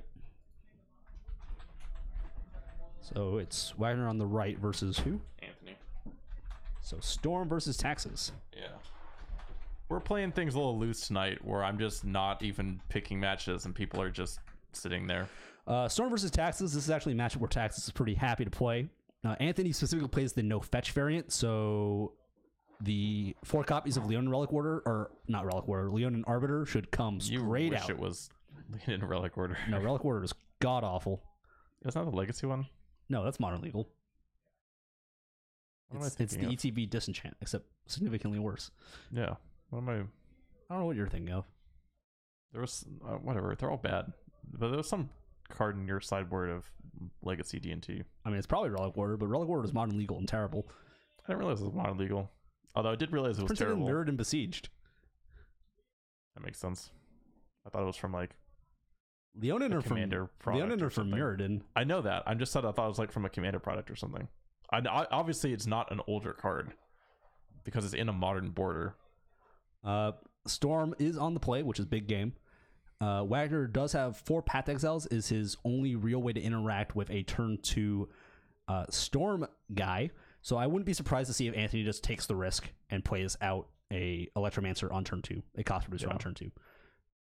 Serum Wagner has a Aether Vial in his hand, which is definitely what he wants to see on turn 1. I think pretty much no matter what you're playing against. Yeah, Unless you're playing against like a black deck. I think you play out her Mana Accelerant if you have it on turn 2 anyways, because if it does get Path, it does get you the extra land.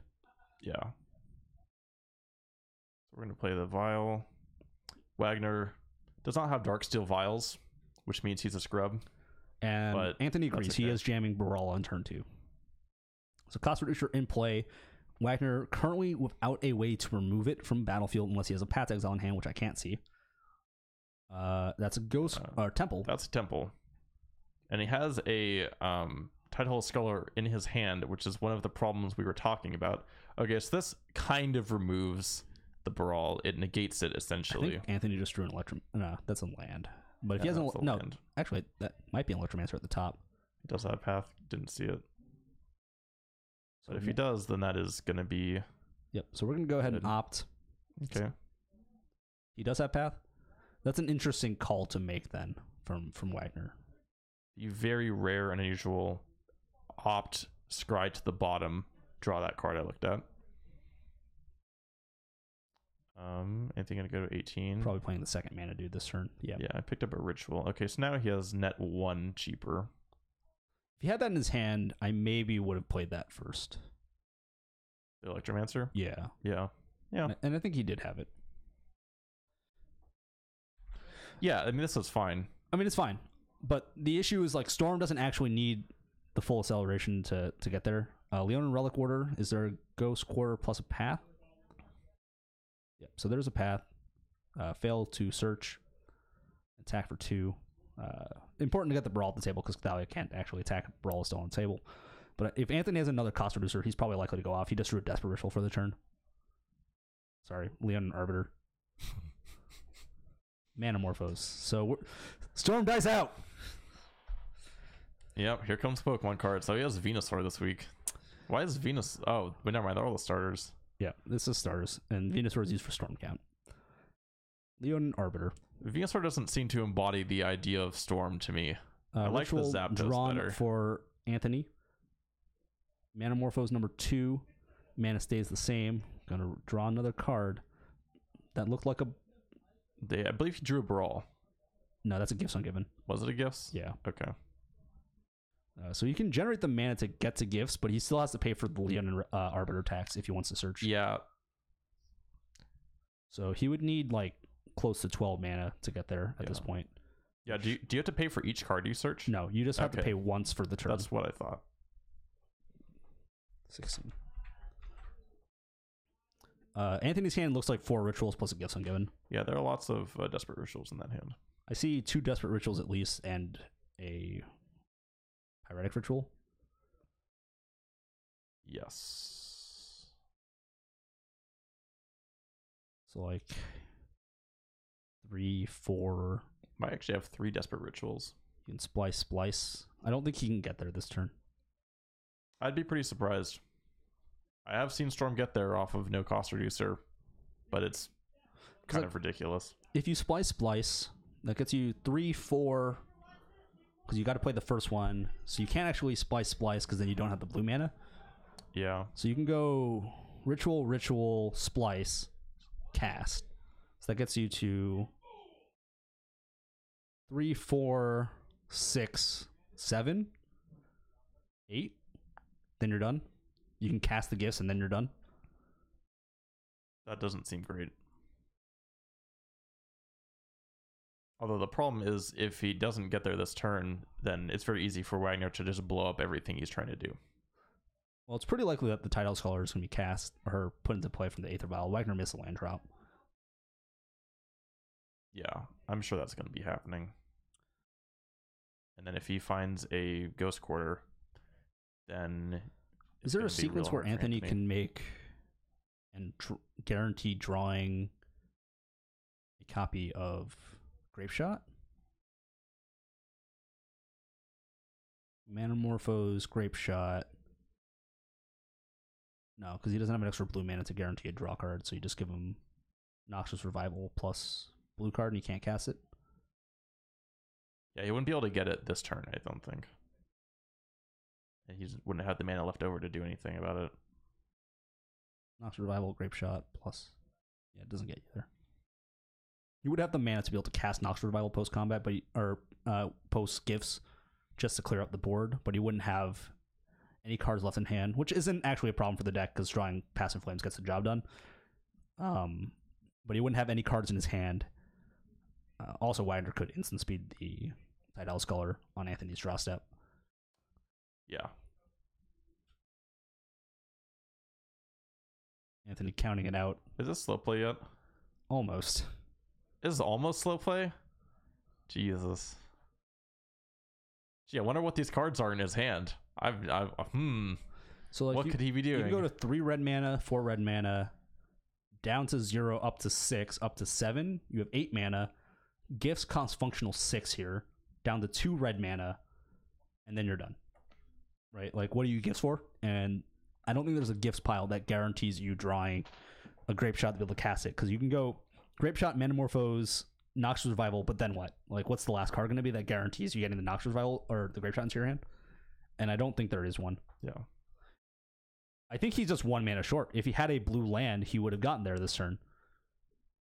So let's see if everything comes crashing not like down. Gotten there, but he would have been able to kill off the board, right? Yeah. And at that point, just drawing a Pass in Flames is game. So I don't think it's that he needed more accelerants. It's just he was exactly 1 mana short. 1 blue mana short. If he had 1 blue mana, I think he gets there this turn. He gets in there. I kind of would have liked seeing an attack with the Leonin, I think. I think the Leonin Arbiter is a pretty free attack. Yeah. I don't think he's blocking. Second Arbiter. Oh, super free. Yeah. Ghost Quarter. Oh, this is bad news.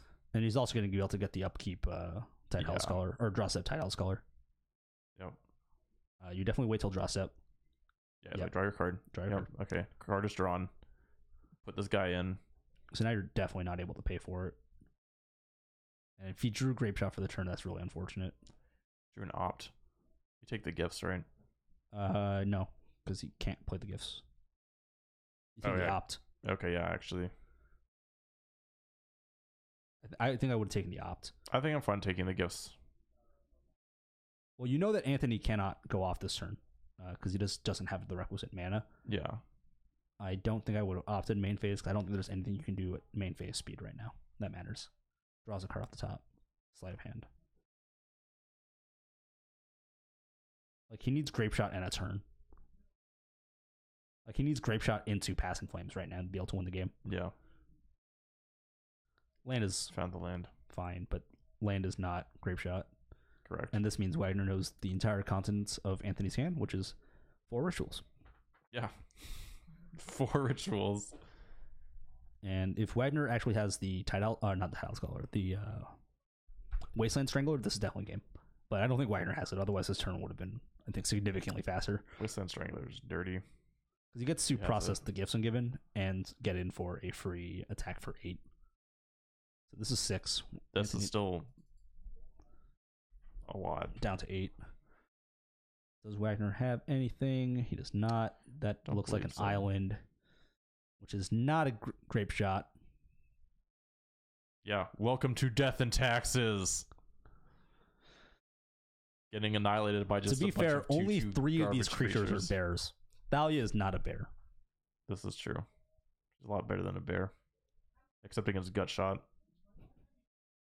Even against Gunshot, like, they're still paying a mana one for mana, it. 2 life. Gut Yeah. shot, yeah.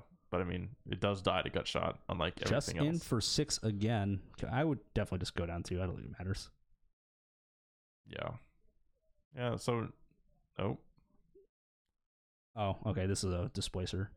Or Flicker Wisp. Okay. Yep, that does it. Yep, alright. GG.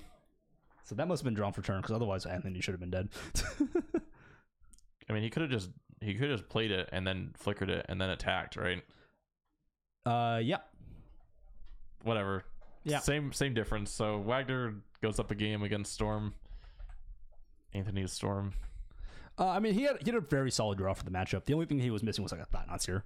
Yeah, and I mean Tidal Sculler played the role of Thought-Knot Seer sufficiently well in that, and he had the Ghost Quarter with Lena Arbiter, which was pretty good. But I mean, it came down to 1 mana, right? Like, Anthony had 1 more blue mana. I don't think Wagner wins that game. Yeah. Because 1 more blue mana means that Anthony guaranteed gets to draw and cast the Grape Shot, and then clean up the board. And if he cleans up that board, a top deck Pass in Flames is just game. Yeah. I guess he could have done on his end stuff, but I mean... I would have probably just fired it off on his end step. I guess it's a little bit safer. Yeah. But... Yeah, I don't know. I guess, I mean, if you do it main phase, I guess you could, in theory, get blown out by some... Like, you can get blown up by a bounce spell Some theoretically. bounce spell, yeah. Well, whatever. I probably would have still just done that, because I will just want him dead. But that's me. Because, like, if you do it, he has a bounce spell pre-combat. Right? To not die. And then you still just replay the creature that he bounces. Yeah. I don't think it makes a difference. I think I would have just done it on the end step. If he had it. If he drew it for the turn, then I probably would have just done it pre-combat main phase. And killed him. It's like, what he's going to do. Well, yeah. There's no bolts in the main deck. Probably going to be some bolts coming in, though. Yeah, I'm expecting like probably 2 to 3 copies of Bolt coming in. I'm expecting a lot of the graveyard interaction to also be cut. Black-white taxes, very bad against goblins. Very bad against Empty the Worms. Yeah. They don't run any sweepers because they're a mono-white deck basically when it comes to a lot of their answers. And Flame Tendrils kills too many of their own dudes anyways. Yeah, you don't want to be running any sweepers because it just... Kills your dudes. All your dudes are like 1 and 2 health, except for Thought-Knot Seer, so they all just die to stuff. So we're not going to see any sweepers coming out of Wagner. Except for if he plays it, maybe Zealous Persecution. Ooh, please. I want to see that on camera. That card is not good, but... I mean, it is good, but only in specific metagames like Legacy. Yeah. Flame Tendrils does crush taxes harder than humans because the thing about playing damage-based sweepers, and yes, Flame Tendrils is not technically damage, but it is a damage-based sweeper as far as I'm concerned, It against cares humans, it cares about toughness. is that you have like a 1, maybe 2 turn window where the card is good, and if you miss, you lose. Yeah. Like Anger of the Gods, you got like 1 turn. Can't miss it. Yes. If you miss the window, you just lose. The same reason, I mean, that's one of the reasons why those cards are sketchy against like every tribal deck. But Right. a Human Cells just has like stuff that doesn't die to Flame Tendrils, period, which is not that common in a lot of other tribal decks. Yeah, not every card in the deck is a bear. They have a lot of random 2/3s. Yeah, they have just like 3 health guys. And Champion of the Parish, which is like a 5/5. by turn 3. Yeah. It's really disgusting. I hate that card, but I also just want that card to just... I want that card to be a shapeshifter. You should just play it, choose a creature type, and then just go. But because of cards like Champion and Thowie's Lieutenant, and Thowie's Lieutenant super relevant versus other Lord effects because Thowie's Lieutenant is a permanent effect on the creatures in the battlefield, it means that just removing the Thowie's Lieutenant with like a 2 damage Wrath doesn't just kill all the creatures. Right? Yeah.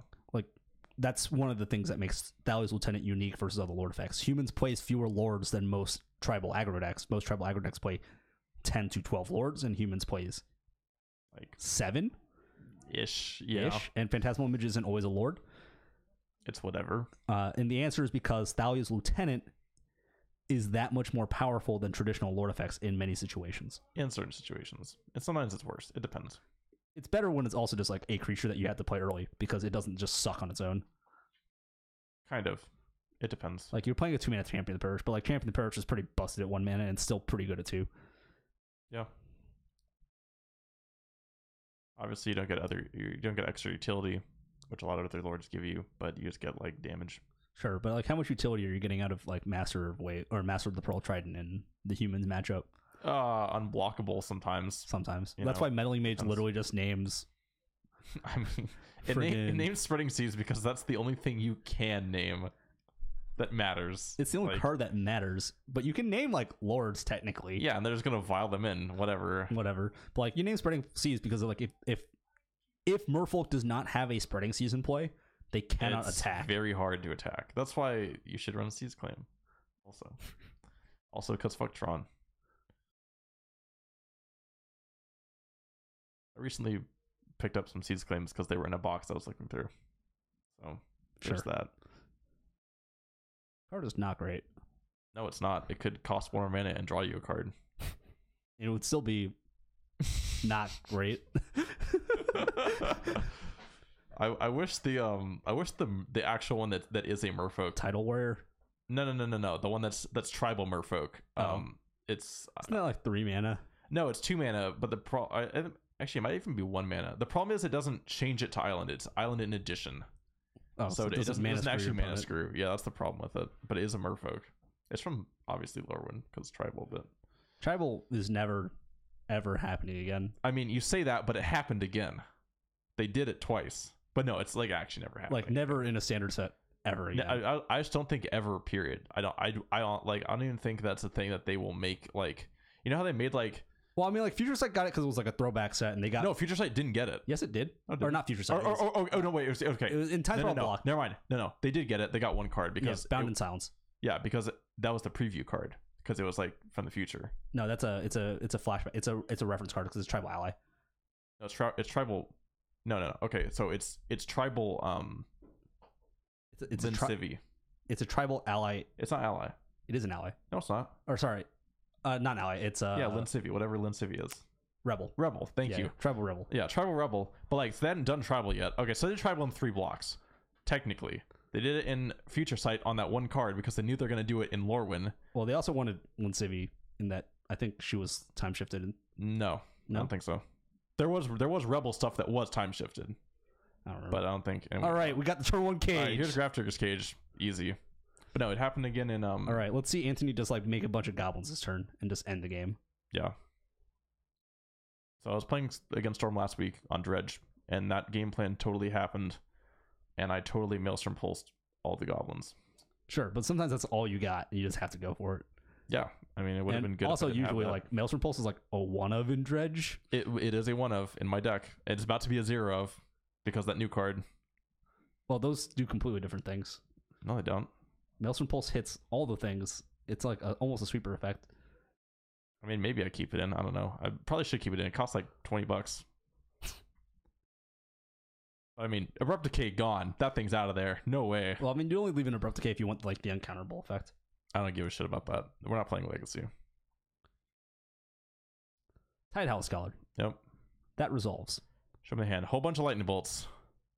2 bolts and a grape shot. This Tidehouse Scholar does nothing. This does not work.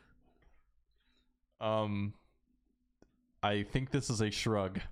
I mean, you shrug and you take the ritual, I guess? I don't know. Yeah, take the ritual so he can't splice it without bolting it, right? Well, he can't splice without bolting anyways. He doesn't have 4 mana. Oh, yeah. Math. But he does take the ritual, right? Yeah. Yeah. And I think you do take the ritual. Like, yeah. Everything else is redundant. Like, you don't care about grape shot. How do you... Oh, I picked up an opt. How do you feel about Wagner's choice of basic planes there? I don't even know what set those are from. That's an Electromancer. That's a good draw. Well, that was a good draw. But he could get punished pretty hard by a Wasteland Strangler here from Wagner. Yeah. I want to say that might be a it could be a Portal one. I feel like Portal has one that looks like that, but maybe I'm wrong. Sure. Anyway, no colorless mana for Wagner yet.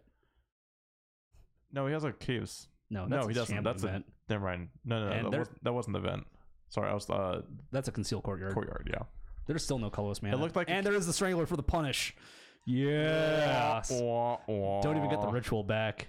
That's all right. Well, that's pretty good. Punish. Maximum punish. Yep, that's. See, that's what I'm talking about when I'm like, yeah, like, Wasteland Strangler sucks, but when it's good, it looks like the best Magic card. That's exactly what I'm talking about. He's shocked as well, so he's representing a path. Yeah, he did. He's repping some sort of like 1-mana interaction. Otherwise, there's no reason to shock there. I mean, Get him with the mana tithe. yeah, that could like man tithe your gifts. Is there a worse feeling in the universe? Getting your spell countered by a white spell? I don't know. Take 5. Anthony down to Or 13. Dawn Charm your gifts? Since that seems to be the discussion point the I last think Dawn few Charm weeks. counters a sorcery that targets. Or no, it counters a spell that targets you. Yeah, I thought we went over this already. Oh, yeah. here's So it can counter gifts. So here's We found the Ghost Quarter for the colorless spells. yes, that's important. Grape Shot, Bolt, Ritual. Actually, we knew the entire contents of Anthony's hand, actually. Oh yeah, because he's only played stuff that we didn't know about already. Yeah. Yeah, so we're definitely taking that that Grape Shot. Because now that's just gone forever.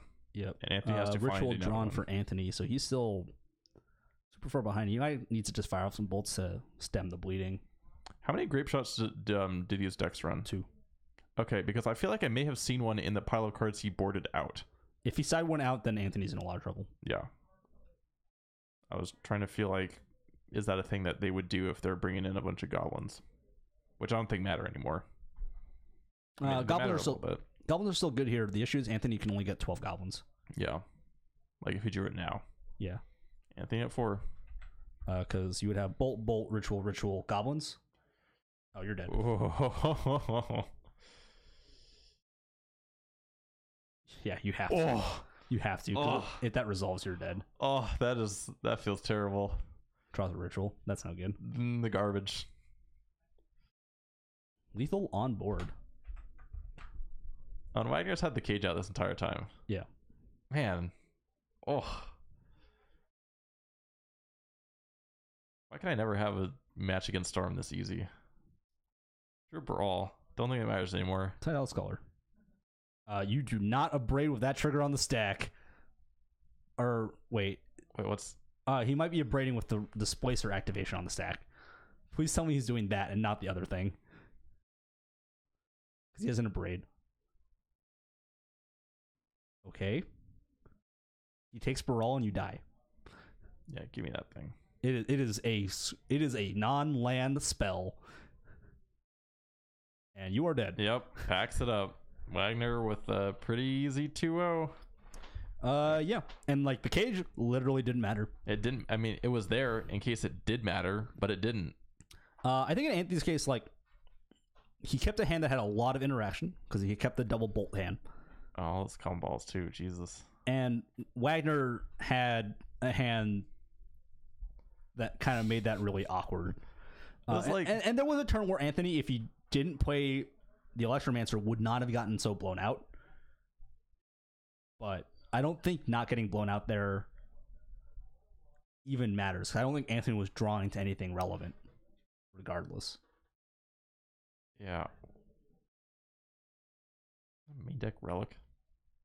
I'm surprised he cut the main deck Relic. I'm a little surprised also. But I guess... I mean, The answer is main deck Relic because in some matchups he needs another way to be able to exile permanents. Oh, that makes sense. He just needs to. Gotta fuel the Wasteland Strangler somehow. So that means Wagner is 3-0 Yeah, this is ridiculous. with taxes. I feel terrible about not playing because I just want to beat the crap out of some crappy white Aether Vial decks. I don't like my matchup, but Leon Arbiter is really obnoxious. You just got this Relic Order just on the mind, man. Dude, I keep saying... Also, I had to say, like, Sakura Triskel all the time. Yeah, you literally can't say Soccer Tribelder. It's hilarious. Yeah, it's just Steve. It's just Steve. Snack man. No, Steve. It's Steve. Elder Steve. I mean, he was being played by Steve. He was, but also Yeah. the nickname for that card is Yeah. Literally Steve. Why is that actually? Probably It's just like Because because it doesn't have. I don't think it's like related to like why Bob is It's not called like Bob. Bob. Yeah. Okay. Right, but I've never heard someone refer to Snapcaster Mage as like Tiago Chan. So No, why would you? Because you can say snap. You can't say dark. That's too many. That could be anything. That could I be the have, set. but I have heard people refer to Meddling Mage as Pakula. Usually I with call Chris, Chris. Yeah. with Chris Pakula, they say the full name because they got to make sure. Whatever. Yeah, it works. I've never heard anyone refer to Solemn Simulacrum as Bob Maher, or not Bob Maher. That one's who's on Solemn? I don't Jens Doran, I think. Don't Jens remember. Doran, something like that. Sad Robot. That's always Sad Robot. Sad Robot. Invitational cards are interesting. I'm really sad that they don't do those anymore. Snapcaster Mage was the last one. I mean, to be fair, they're all really fucked up. Well, okay, about half of them are really fucked up cards. Avalanche Riders is fine. Oh, I love Avalanche Riders. Void Mage Prodigy is fine. Void Mage Prodigy is more than fine. Shadow That card's Mage not good. Infiltrator is medium. Yeah, also medium. Snapcaster Mage is good. Snapcaster Mage is good. Dark Confidant is good. Meddling Mage is, I guess, good now, but wasn't for a long time. I mean, Metal Mage is fine. Sylvan Safekeeper literally has text that makes you think this card exists. Yep. Ula. What Um, additional cards am I missing? There's the Guild Right. Mage. do we count Crucible Worlds? Crucible Worlds?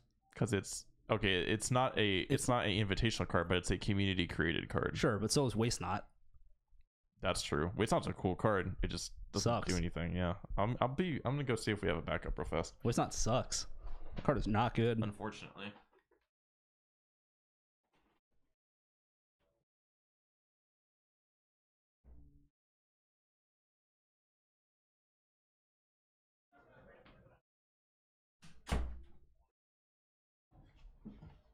Too many combo decks. We're done. So fast.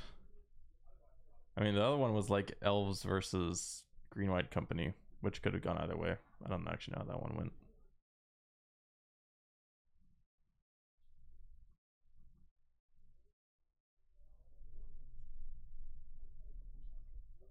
Will on his phone. Yeah. Why is okay? There we go.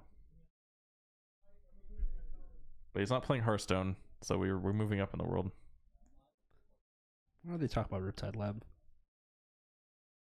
Riptide Lab? Riptide Laboratory. That's from like Onslaught or something, right? Yeah, it's old.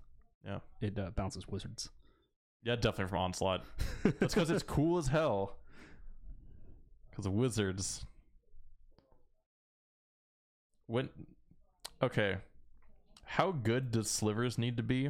And also, how good does Wizards have to be for Wizards to play the Wizard Cycler that bounces Slivers? I don't think it's possible. You don't think it's possible? I just don't think Slivers is going to be good enough, like, ever. You don't think that the Wizards deck is just probably just too fast to ever want 3 mana tutor a wizard? The Wizard deck is probably thinking 3 mana to do anything besides bolt my opponent's face is too slow. Yeah, you're probably right. I was asking. Like, Vendilion Click is in a deck, but that's basically a flying bolt. That's also a wizard and a fairy.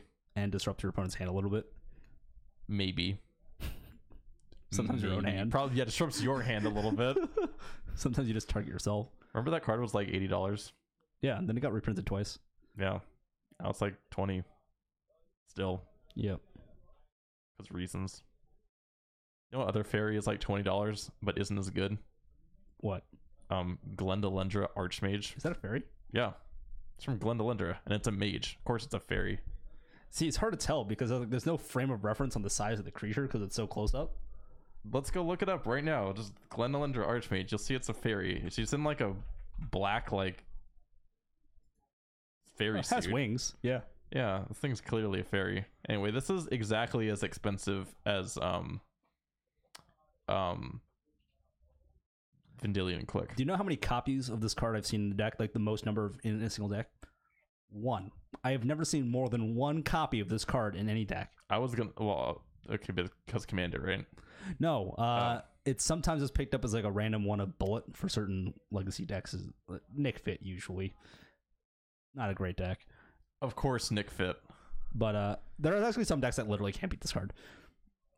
Show and Tell Belcher can't beat this card. Belcher can't beat this card. Belcher literally can't beat this card. I mean, But Show and Tell definitely cannot beat this card. Show and Tell cannot beat a Glenelendra. yeah, that'd be problems. It's very interesting. I wonder when Fairies will be a deck again, if ever. They unbanned Bitter Blossom, and that wasn't enough. And didn't do anything. Yeah, which is kind of, yeah. So then they need a real Lord now, I guess. They have a real Lord. It gives Shroud. It has Flash. That thing is good. But it's 3 mana. I mean, so is Drogskull Captain. Yeah, it's literally Drogskull Captain, except it has 1 less power toughness, but it has Flash, like, built into it. Sure, but Hexproof is better than Shroud. You are correct. Except if your opponent's playing that stupid Lighthouse. Arcane Lighthouse. Yes, correct. Which case it is strictly better, because it's not removed. Shroud is stupid. Shroud is stupid. Crystalline Sliver in Modern win. Never. Why did this not get time shifted? Because because they don't do Shroud anymore. Why couldn't it be? Who gives a shit? We don't print Ghost Ship anymore, but it was time shifted. Sure. I mean, they also reprinted what? Alibaba? Yeah. No. Ali from Cairo. Aladdin, yes, and I possibly Ali from Cairo. They were printing a lot of nonsense in time, dude. There's so much stupid crap that got time shifted. It was a interesting decision. It was a cool decision. I wish they'd do it again. They're not going to, but it was cool. It was probably a mistake. I think time shifting was like one of the lesser mistakes of that block. There are a lot of mistakes on that block. I think planar chaos in general was the largest mistake, like by far. Because sure, I think blatant color pie breaking like that is probably like extremely problematic for the future health of the game. Precisely. That still has like precedent setting issues that are still being felt today. Something Hornet Queen. And I mean that was just like what, M13 or something? Yeah. That was just printed. That was a hilarious color pie break that definitely should not have gotten printed. Yeah.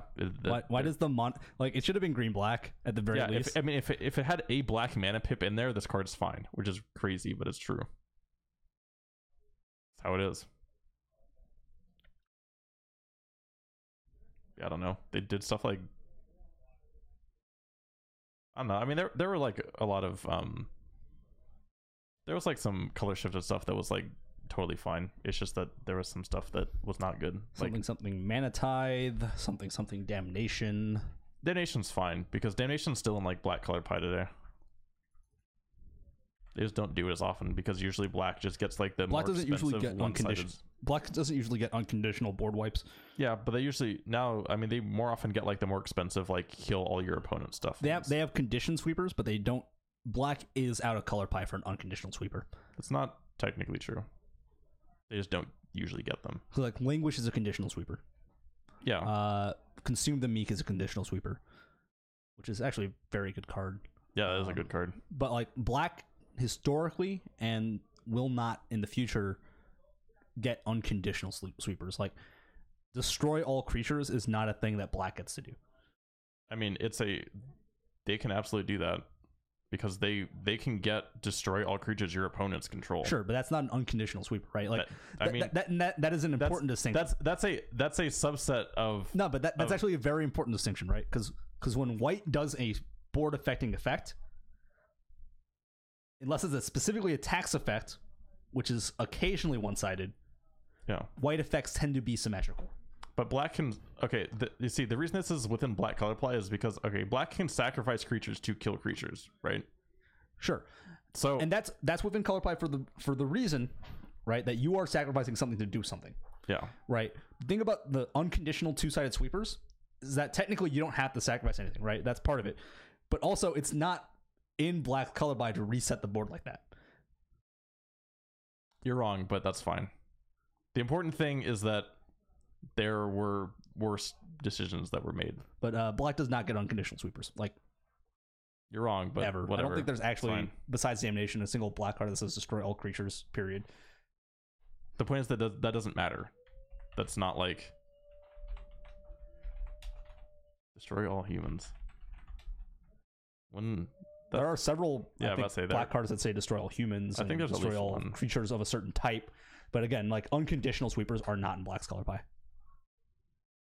I mean, you can functionally make like a damnation though. Like I don't know. As long as there is a condition somewhat attached to it, it Sure. plays. But you can't just print Day of Judgment Black Edition. I'm pretty sure they literally could. Like they can. They're like bam, Bantu's Last Reckoning. This is in standard right now. That's a condition. It's part of a cycle. That's not what I'm talking about. But not every card in that cycle doesn't stop your lands from untapping. Yes, it does. Every single one of them does. That's the cycle. The cycle is your lands don't untap yeah, next right. turn. Man, I keep thinking like the stupid. What is the blue one? Probably terrible. They're all terrible. Capnet's Last Word. Yeah. What does it do? I don't know. 'Cause I know exactly what the other four do, and I know how much mana they cost too. Go look it up. It's you're in Gather already. Battering Ram. That's a card. It's still a conditional sweeper, in the sense that like there is a condition. Yes. attached to Okay. It has extra card text attached. Right. What is Kefnet's Last Word? Oh, it's a mind control. It's a control magic. Yeah, except it's Okay. a sorcery, so not enchantment. Okay, for 4 mana. Yeah, that's not very good. Destroy all lands. Destroy all black creatures. That's only in color pipe because white and black. That's literally the only reason why. Otherwise, like you don't see these effects. Yeah. I mean, that's also from Antiquities, so they played it a little looser back then. Legends. Oh, excuse me, Legends. What's the Antiquities symbol? Antiquities is the hammer. The not Ursa's hammer. There's 2 hammers? I think so. Is that right? I don't know. I'm pretty sure there's 2 hammers. Whatever. It's fine. I know the set I know the set symbol when I see it. I like to say that, but then I've recently been looking through all kinds of just stupid like, hey, do you see that? Destroy all dragon creatures or destroy all non-dragon creatures. Like Yeah, that's black. literally conditional though. God, you're. That is by definition, and this was super relevant for that standard Well, it period was relevant for that because of standard. Esper Dragons. Yeah, I know. The fact that it does not destroy dragons is both a boon and a bust for this deck.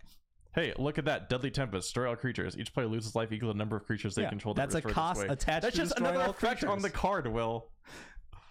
There's always a cost that black has to pay for their sweepers. That's It's not either true. it either doesn't hit everything, There's literally a card that's like choose a creature type, destroy all creatures. but that's a conditional type. No, That's but a condition. But I think your opponent also gets to pick a creature type. no, that's not true. You choose. So you can just choose like a creature type that isn't in play and it becomes damnation. Like, oh look at that! Wow, Decree of Pain, and you even get cards. It's just better. This one breaks that. Yep.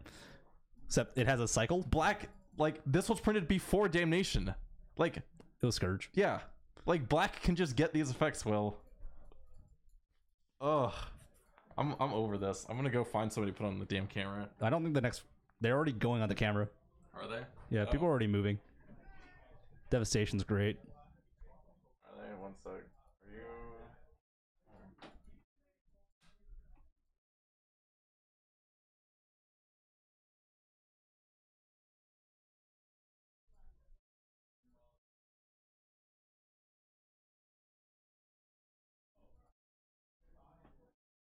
Extinction is destroy all creatures of a type you choose.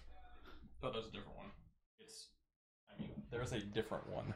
Also, most of the color pie stuff mostly I applies believe it was to New printed World in Order. Innistrad. New World Order it doesn't actually have anything to do with color play. But anyway, so we're gonna have Wagner again versus Sachin. I believe this is gonna be our 4-0 match or 3-0 to determine the 4-0 match.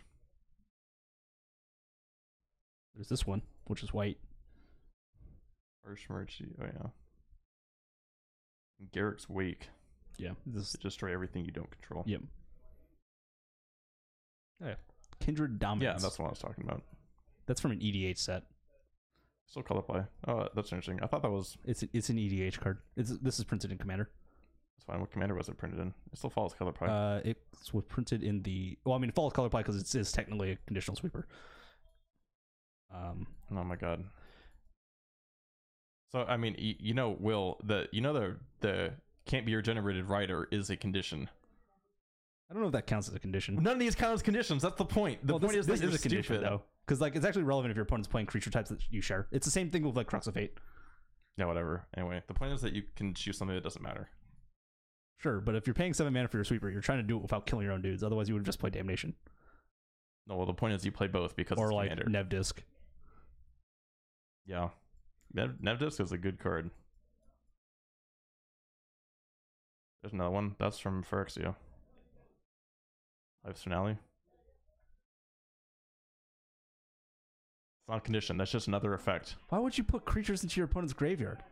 Because the notion of removing cards from your opponent's deck being good rather than bad. But only creatures. Yeah. So they can't draw them. That's terrible. Mm-hmm. Fine. 6 mana sweeper. Oh yeah, I remember this one. That's really good. This is like a real stretch for Wyatt. Yeah, a bit. This is a real stretch for Wyatt. All right, our players are drawing up here. We're gonna cool it on the.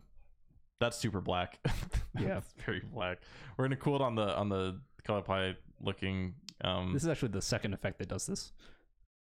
Yeah, there's a old card that does the exact same thing. Not surprised. All right, Anyway. who is Wagner playing against? Sachin. Sachin? Yeah, this is our 3-0 match apparently. I think Wagner is in a lot of trouble then. I would probably agree. Wagner with his main deck copy of Relic Progenitus, which is not relevant when he just dies. Yeah, that doesn't matter. Humans. That is 2 Concealed Courtyards for Wagner, so his mana is actually looking okay if he can draw some colorless horses. It's almost okay. Hey, actually playing Tidal Skeller on turn 1. Turn 2. Or turn 2. I mean, actually playing it on curve is what I'm saying. Devoted. Wow. Oh, this is not what you want to see. If you're Wagner, he better have a path. Yeah, he needs something else on top of this for sure. I think you have to take the Druid, right? Druid or Cord. I would want to take the Druid. No. Sachin, no. Druid or Cord. I think because the issue is like Cord still finds the Druid, and he's still going to play Vizier next turn. So like you're still 2 turns from dying. Yeah. Well, I mean, so if you take the Cord, you can just die in 2 turns. If you don't, you die in 3 turns. If you take the Cord, he goes land dude, untap, land Cord, untap, kill you. Versus land dude. Like technically you can die a turn earlier if Sachin rips it, which he did not. Yeah. Okay. Also, incidentally, if he did make that line, he would have died a little bit faster, I think, off the Cord. But if Wagner takes the Cord, he probably has an answer to the Druid. The issue is like having an answer to the Druid doesn't really play here because you can always sack the Druid to itself and then you it back. Yeah, this is true. This attack is free. Do not block. Actually, that. you can just sack the Viscerus here and get a Scry too. Yeah. Exactly. Second Scholar, so this has to take the Vizier. Otherwise, you definitely die. Otherwise, problems. But regardless, like even from the spot, like Sachin needs to assemble 2 more cards to be able to combo off. Yeah. So now Wagner's in. I guess the Ewit doesn't play because of the Relic in play. That's true. Sachin has a company. Wagner's in trouble. If he has a company, I'd fire off right now, though. Yeah, I wouldn't let Wagner do anything. So, but Wagner is like has stemmed like the attack. No block. What? That's a 1/1. Okay. 19 to 17. It's 2/2. 15. Oh yeah, Noble Hierarch. 2/2. 18. Wait, what? This here is a 1/1. Yeah. Yeah, it's his attacking because of Assaulted Triggers. Oh, never mind. Yeah. Yeah, that's why I'm lost. Anyway, it looks like a Sachin's draw for the turn was like I think a Temple Garden. So not exactly what he's looking for. Wagner drew a third Tidal Scholar, but he still doesn't have Colorless Mana, it looks like. Yeah, it looked like those possibly Thalias. Thalias don't matter. They literally don't matter in this matchup. No. Like, you can jam the Tidal Scholar, but if Sachin has an instant, he's going to cast in response, so it doesn't matter. Yeah, I don't really like the Tidal. Ooh. That's pretty good. Um. Yeah, so he's going to be able to move it to the graveyard and kill the Devoted Druid. That's not how this works. He announces a target and then may choose to pay the cost. Oh, that's interesting. If you sack it, you don't have to pay the cost.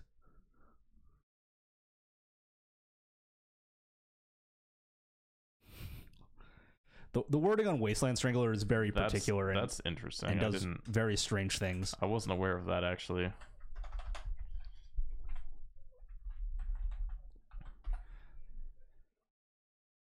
So it's effect. When it enters the battlefield, you may put a card if you do target creature, but you have to announce the target before you move the card from the graveyard, or from exile to the graveyard. So he has to announce target and then choose to pay cost as it resolves.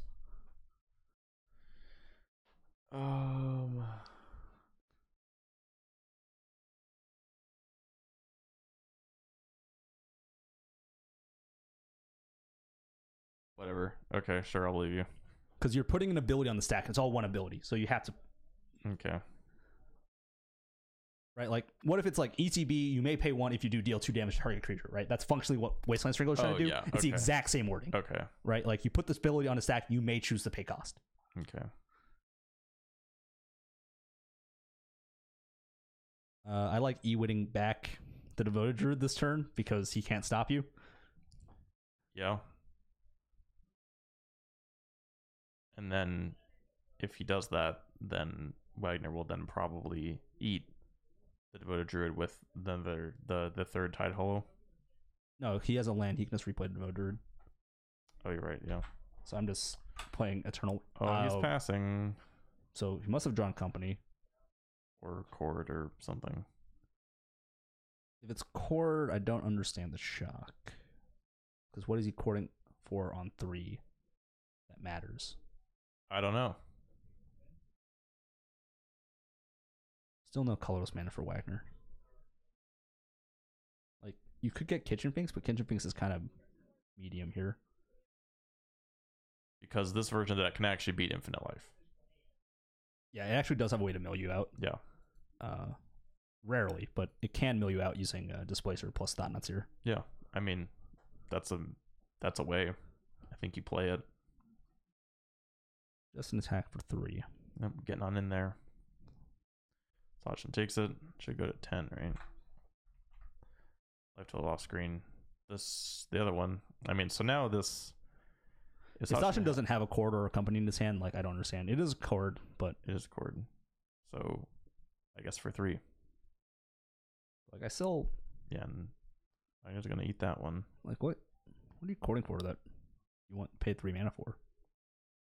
Like, what 3s are you trying to get? Or are you just paying 3 because you want to? Does he have a Rex Sage? But Rex Sage doesn't, like, do anything here. It gets you a card back. Sure. I mean, it's a Chord's back, but I don't think he has a Rex Sage. He has a Primage, probably. He is just getting Kitchen Finks. But he can't go infinite because the Relic is on the table. Yeah. Like, who cares if you have 2 pieces of the combo here? You still can't go off. You'd also need to answer the Relic, and you also need to be able to, like... Forgot about the Relic. I'll say Wagner's doing a very good job of encroaching on Sachin here. You can see like the center being the actual symbol. Just taken over by these Tide Hollow Scholars who aren't even attacking. They're just there. Like, you can sack, but what is this accomplishing? He's about to find out that's probably not going to do anything unless because like you cannot go infinite right now. Okay, we're scrying. You don't even get 2 scries, right? Like, yeah, we're drawing a card.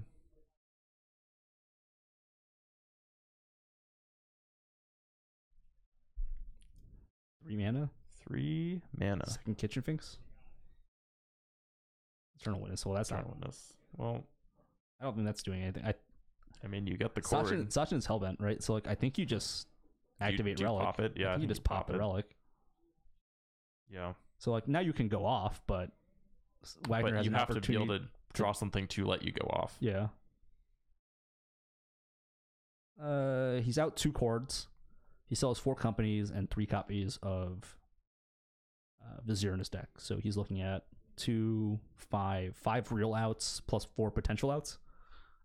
Four chances to look at 6 to get 3.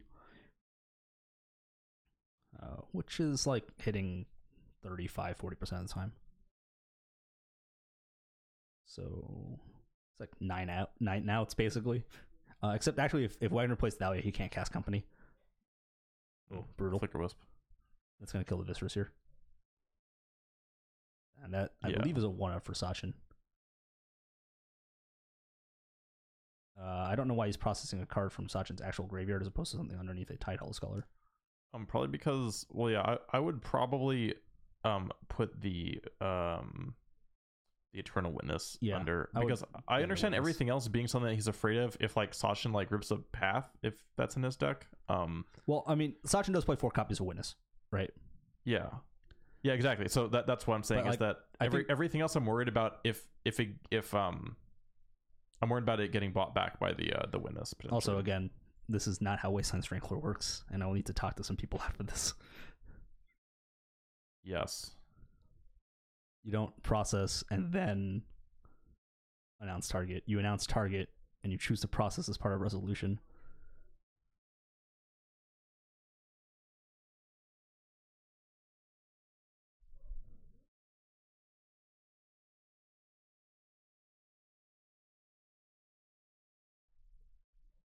Rules.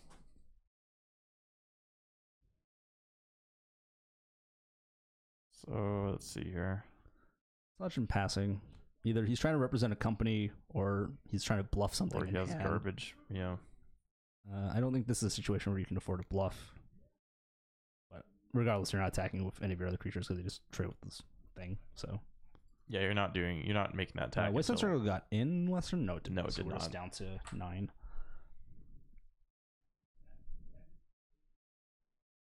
Are we doing it again? Flicker Wisp? Yeah, he has, I think, at least one more in hand. Yeah, still no colorless mana, so a little bit awkward. That's fine. So I like targeting the Flicker Wisp and then bringing the Flicker Wisp back, targeting your Wasteland Strangler, so you get to have an opportunity to hit whatever Sachin plays at sorcery speed. Yeah.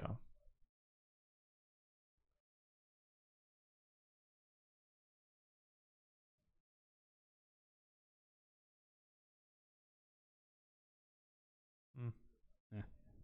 I mean, it's going to gain Sachin 2 life. Yeah. I think if you're going to do that, I would have just done it pre-combat, but it is a company from Sachin, so okay. An attempt to go infinite, even though I think he only has 1 copy of Viscerous here in his deck. That's a lot of Kitchen Finks. He could just block for years. I think he just put the two Kitchen Finks into play. Yeah. Okay, you also have the Kitchen Finks and the Vizier. Sure. I mean, I think this is fine. If he finds an Ewit, he also gets to gain infinite life. Yeah.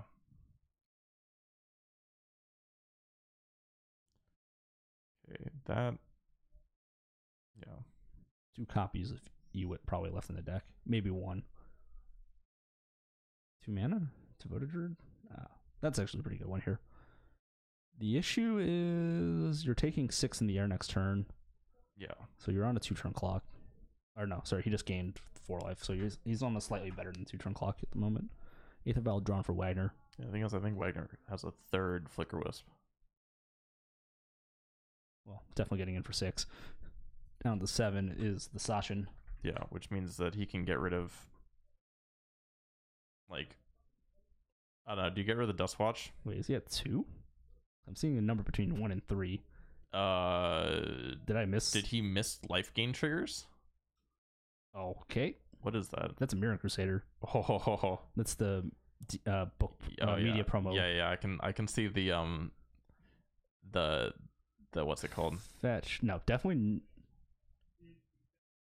I can see the watermark from here now. Whatever. I'm assuming he's going to 6, but I could be wrong. He should be at 6, right?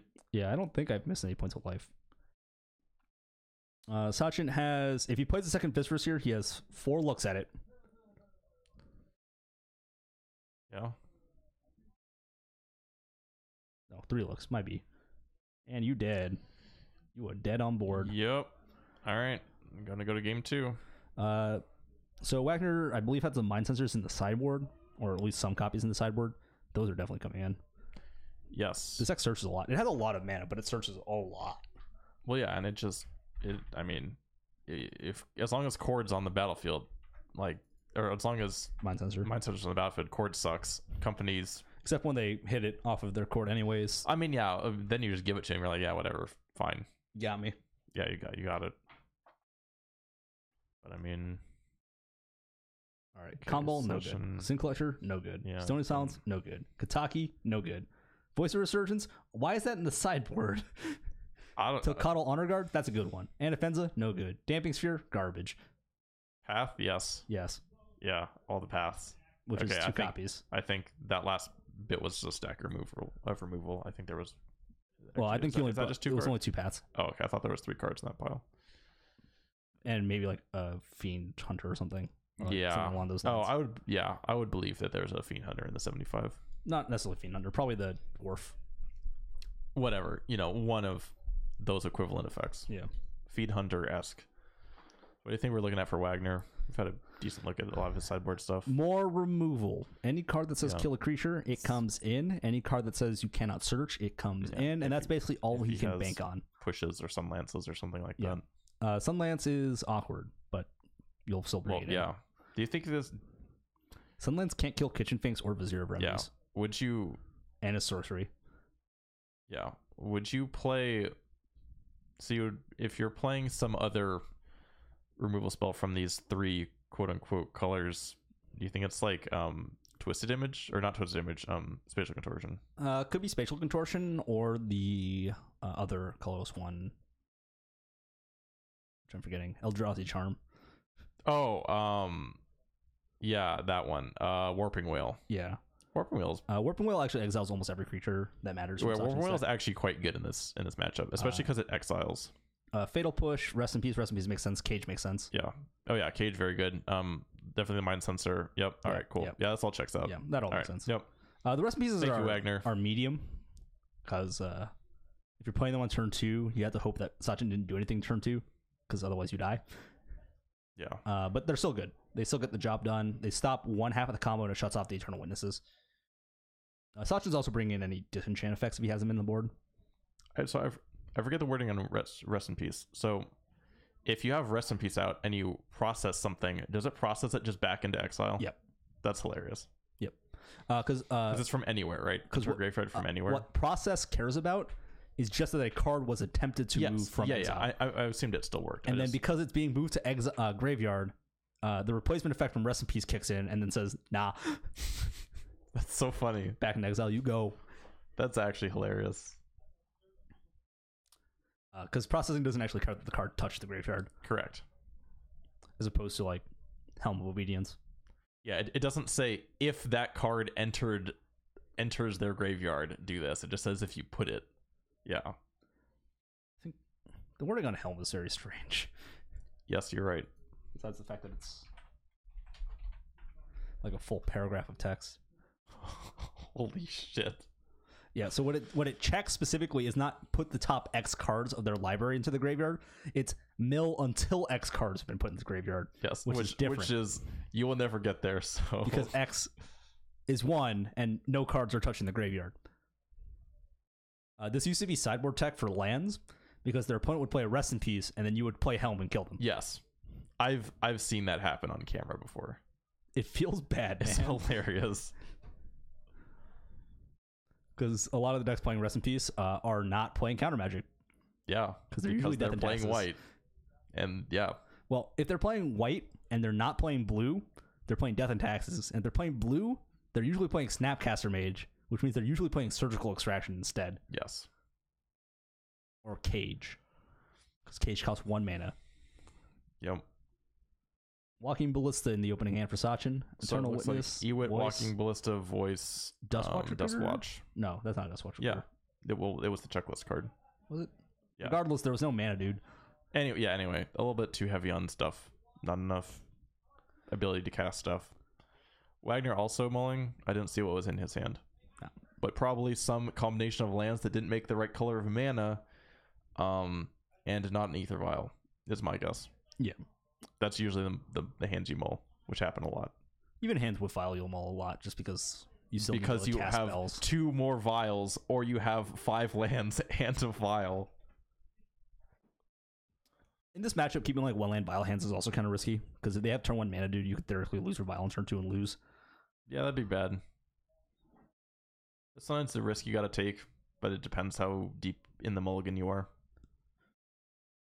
I mean, Vial's just for acceleration, right? Like, Pat has Walking Bliss in the opener, Solid Primage. I don't see any land. I see He has one one land. And his on the play. So if he scries, he can't actually fetch. I would probably not keep that if I was Sachin. He sees a Tocatl Honor Guard too, though, so that might be enough to keep. Oh, that's the ETB don't trigger guy? Yeah, and it looks like there's a land on top. Well, that's pretty good against the Death and Taxes deck, where the entire deck is ETBs. ETB tribal. Fun fact, Thought-Knotser enters and doesn't take a card and dies, and you get a card. That sucks. That's real bad. Fetch 4 mana, 4/4. I think he went straight to 14. About to find. I think he might have gotten. Oh yeah, I would guess. Yeah, Overgrown Tomb and there you go. Yeah, Temple straight Garden. to 14. That's probably getting pushed or path Yeah, I would probably not let this live. pushed. Later. All right, cool. And that is a 1 of in the sideboard, I believe, for Sachin. So that's the potentially the last we'll see of it. But there is an Eternal Witness, I mean, believe, he can buy it back. in Sachin's hand. Although he can only buy it back once, because once it's on the board, I mean, okay, never mind. You only have 1. All right, there's a Ghost Quarter. You just hold the other Eternal Witness. He does not actually have a Witness in hand. Arbiter coming down. That makes the Ghost Quarter pretty good. If this was a turn earlier, if Wagner was on the play, I think Sachin loses the game. Yeah, I don't think Sachin wins if. Well, he had the path, so he would have been able to fetch the White Source in response, and then Okay, what just happened? I don't know. Was there a judge call? Sachin can play the dude. Okay, that's but just watch. He's getting Ghost Quarter. There's like no way you don't Ghost Quarter Sachin here, right? Like, Oh yeah, what do you get rid of the White Source? I hit the White Source because the only black spell in the deck is Vizier. Vizier of Remedies. Ooh, Ether and a Vial. Vial. Also, Wagner's at 18. Yeah. Or no. Yeah. Wait. No, Because he yeah, cast yeah. the Relic Ward, or Arbiter, not Relic Warder. yeah. Arbiter. The ride never We're ends. just gonna call it Cat Jesus. The ride never ends. That's not Cat Jesus. Go find. Oh wait, no, never mind. Okay, I have the Vizier. That's funny. Oh, wow, he actually drew the 1 card that he can cast That's off of the actually black. hilarious. Man, That's fine. You don't care because you can't. I mean, he's on 1 land. So we're. but Wagner missed the land drop too, so they're actually both on 1 land. But Wagner has an Aether But Wagner Vial. has an Aether Vial. Yeah. Is this a fatal? Is this a Okay, now he goes path? to 18. But he's actually Oh, yeah. Yeah. brutal. Yeah. Okay. Wagner just kind of snuffing all this stuff out that Yeah. Sachin's trying to go for. Yeah. Get in in. there. Get in there. Turn that card Get in sideways. there. I don't know what you're thinking about. Sachin's sacking, by the Whatever. way, because he can't You get a land Can't get the anyways. land. So. All right. Turn it sideways. Get in there. Wop. 12. Easy. Only 2 of the damage was dealt by Cat Jesus. Yeah. Bird's Okay. Oh, that's mana. Bird's pretty good draw. Wagner perpetually off by 1 life total because he missed the fact that he casts a Fatal Push off of the caves and Find then it. casts an Arbiter off the caves. We'll remind him when he dies, or when he thinks he's alive with 1 health. Okay, now he's gonna really start taking a lot of damage here. Yeah, I've done this before against certain decks. It kills me. It kills the man. This kills the man. Turn it sideways. Yep, That card get is in getting there. in. Yep. Down to 10. Winning the Punch. race. Punch you. Rest in peace. Ooh, that's pretty good. All right, I dig it. So it turns out the infinite combo, the Viscera Seer is pretty bad now, and Thalia is really, really good. Did you want to cast spells? Another mana bird, but if he casts it, he can't path. Yeah, I mean, I think you do it anyway, just because you need to start just All right, building this up. I just want to see a Wasteland Strangler into Wasteland Strangler is backbreaking. like a fatal push. He drew another Rest in Peace, I believe. Oh, that's bad. Yeah, that's not great. Turn him sideways. Yep. Get in there. Down Sachin to down six. to 6. He's gonna. I mean, these birds are going to be on blocking duty in a minute here. These birds might be on dying duty in a minute here. Yeah, exactly. All right, what's he got? Going lower. Sculler down to 13. Take that, Path to Exile. Trigger. Oh, take 2 things. Oh yeah. So one of these gets gone forever, right? Yeah, the first thing gets taken and stays underneath Tidal Scholar. The second thing gets taken and gets permanently exiled. This is what's called a dick move. As a point of reference, wait, Sachin. Oh, those are. It looks weird. Yeah, it doesn't come back yet. Okay, yeah. So. Oh, so the first thing. Well, I mean, yeah. So he gets to take a card permanently here. Yeah. And I'm taking the Path to Exile. Yeah, I like making the Path to Exile disappear forever, and I like making the Pride Mage disappear next turn, so your Vial stays. No, because you have to take. It comes back on end step. So I think you're taking Path to Exile plus Vial or plus Path. He can cast the Kitchen Finks, but the Kitchen Finks isn't very powerful on this board. I think you're taking Path plus Pride Mage and leaving. Yeah, exactly. Leaving the Pride Mage underneath the relic. Under the. Oh, he's taking Kitchen Finks. Oh, okay. I mean, that's fine because if Sachin uses the 3 mana to do it, if Sachin wants to spend his entire turn to blow it up, yeah. He found a Viscera Seer. No, he found a Vizier. I mean, excuse me, a Vizier. Which doesn't do anything, even if he had the Kitchen Finks, because that combo doesn't play in the face of Rest in Peace, which he can destroy, but... He has to pick, and if Wagner does have the redundant copy, then it doesn't matter. Well, Wagner needs another land if he wants to play it. You are correct. Yeah, you're turning a lot of cards sideways here. I think you're turning all of them sideways, actually. Yeah. Except for maybe the Tidal Scholar. You might leave the Tidal Scholar back, because if it dies, you give Sachin access to infinite mana. Or infinite life, potentially. Yeah. But just an attack for 3 for Wagner. This is like the safe play. Okay, it looks like he did not. It looks like his other card in hand is actually another Flicker Wisp. And he has I believe, a Swamp. In that case, I think Sachin is dead. Yeah, I think Sachin is hosed. That's cool. That doesn't matter. That resolves. Try to shoot your Flicker Wisp, and the game is over. Well, no, you don't even shoot. Wagner just files in the Flicker Wisp and exiles the Birds of Paradise, and then wrong target, Wagner. Because if you hit the bird, then there's no blocker, and Sachin dies. Yeah, I don't like that. Block when Sachin could just be dead. Yeah, takes a scry. This is a little bit of a mistake from Wagner. I do not think it will ultimately matter, because that is also a Stone Rain, essentially. Thought-Knot was the last card in Wagner's hand. Sure, why not? Take whatever you want, because none of those fly. I'll just take that just to prevent any weird nonsense from potentially happening. You can't cast a spell unless he has a land, because then he dies to the Flicker Wisp. Yes. And if he does cast a spell, he still dies, because that's a lot of power on the board. Turn them all everything sideways. Gets in there. So he has 4. So the Thought-Knot Seer has to get blocked by something. So the Viscera Seer probably jumps in front of that. The Birds of Paradise has to jump in front of the Flicker Wisp, or else he dies. And then 2 of the 2 power creatures get in for lethal. Yeah, so this means Sachin is on path or bust right now. Or I guess Cord for 1. No, Cord would be for 0 because there's value in play. And he can't play. Does he can play path, but it has to be after blocks. But Sachin Wagner just making the super safe attack. I don't think I respect the path in that spot. Yeah, I would just get in there.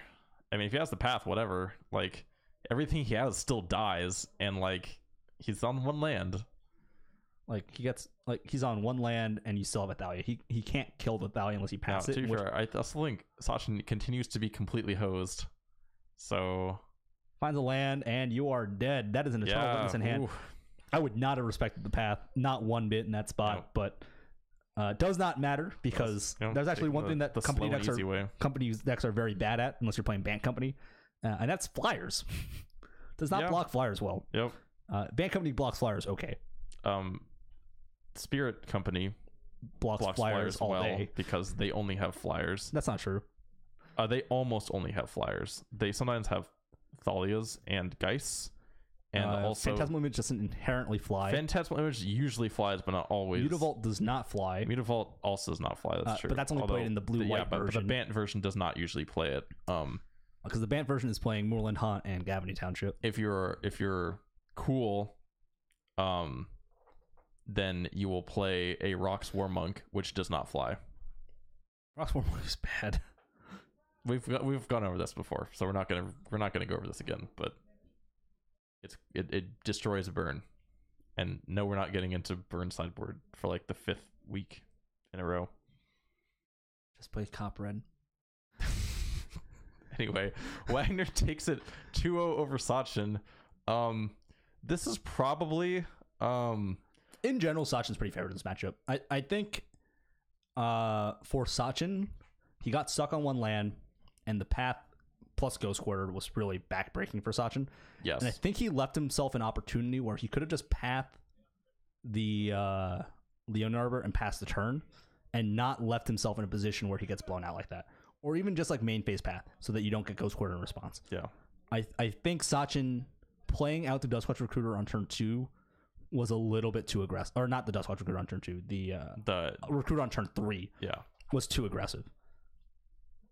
Especially when your Honor Guard got pushed, which it has to get pushed because that shuts off a lot of Wagner's deck. Yeah. But especially when it gets pushed, you're probably inclined to believe that Wagner either has another piece of interaction in his hand or in general, right? Like, because otherwise, like, I think he would maybe save the push, right? Like, the Honor Guard wasn't immediately threatening for Wagner. Yeah.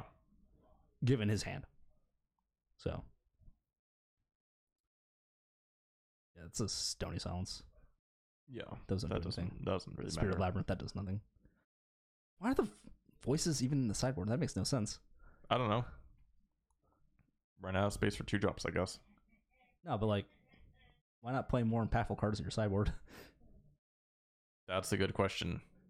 You have the really good sideboard card colors. I don't know.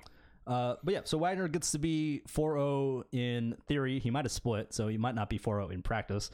Yeah, I don't know. Or he might have played. Hard to say with black-white taxes. I don't actually know. The deck has some of the worst mana I've ever seen. Black-white colorless. Okay, so I was gonna say this is the worst deck probably in the room, and it won out. But that's not true because there's also Oops Mostly Spells and Oops Mostly Spell lost to taxes. Yeah, exactly. You're saying it's the worst deck. It's the worst deck in the room, but it won out. But it's not the worst. But it's not actually the worst deck. It's probably like the 4th worst deck. Oops Mostly Spells is probably the worst deck. Oops Mostly Spells and Bant Turns were both on camera, and they're both not good.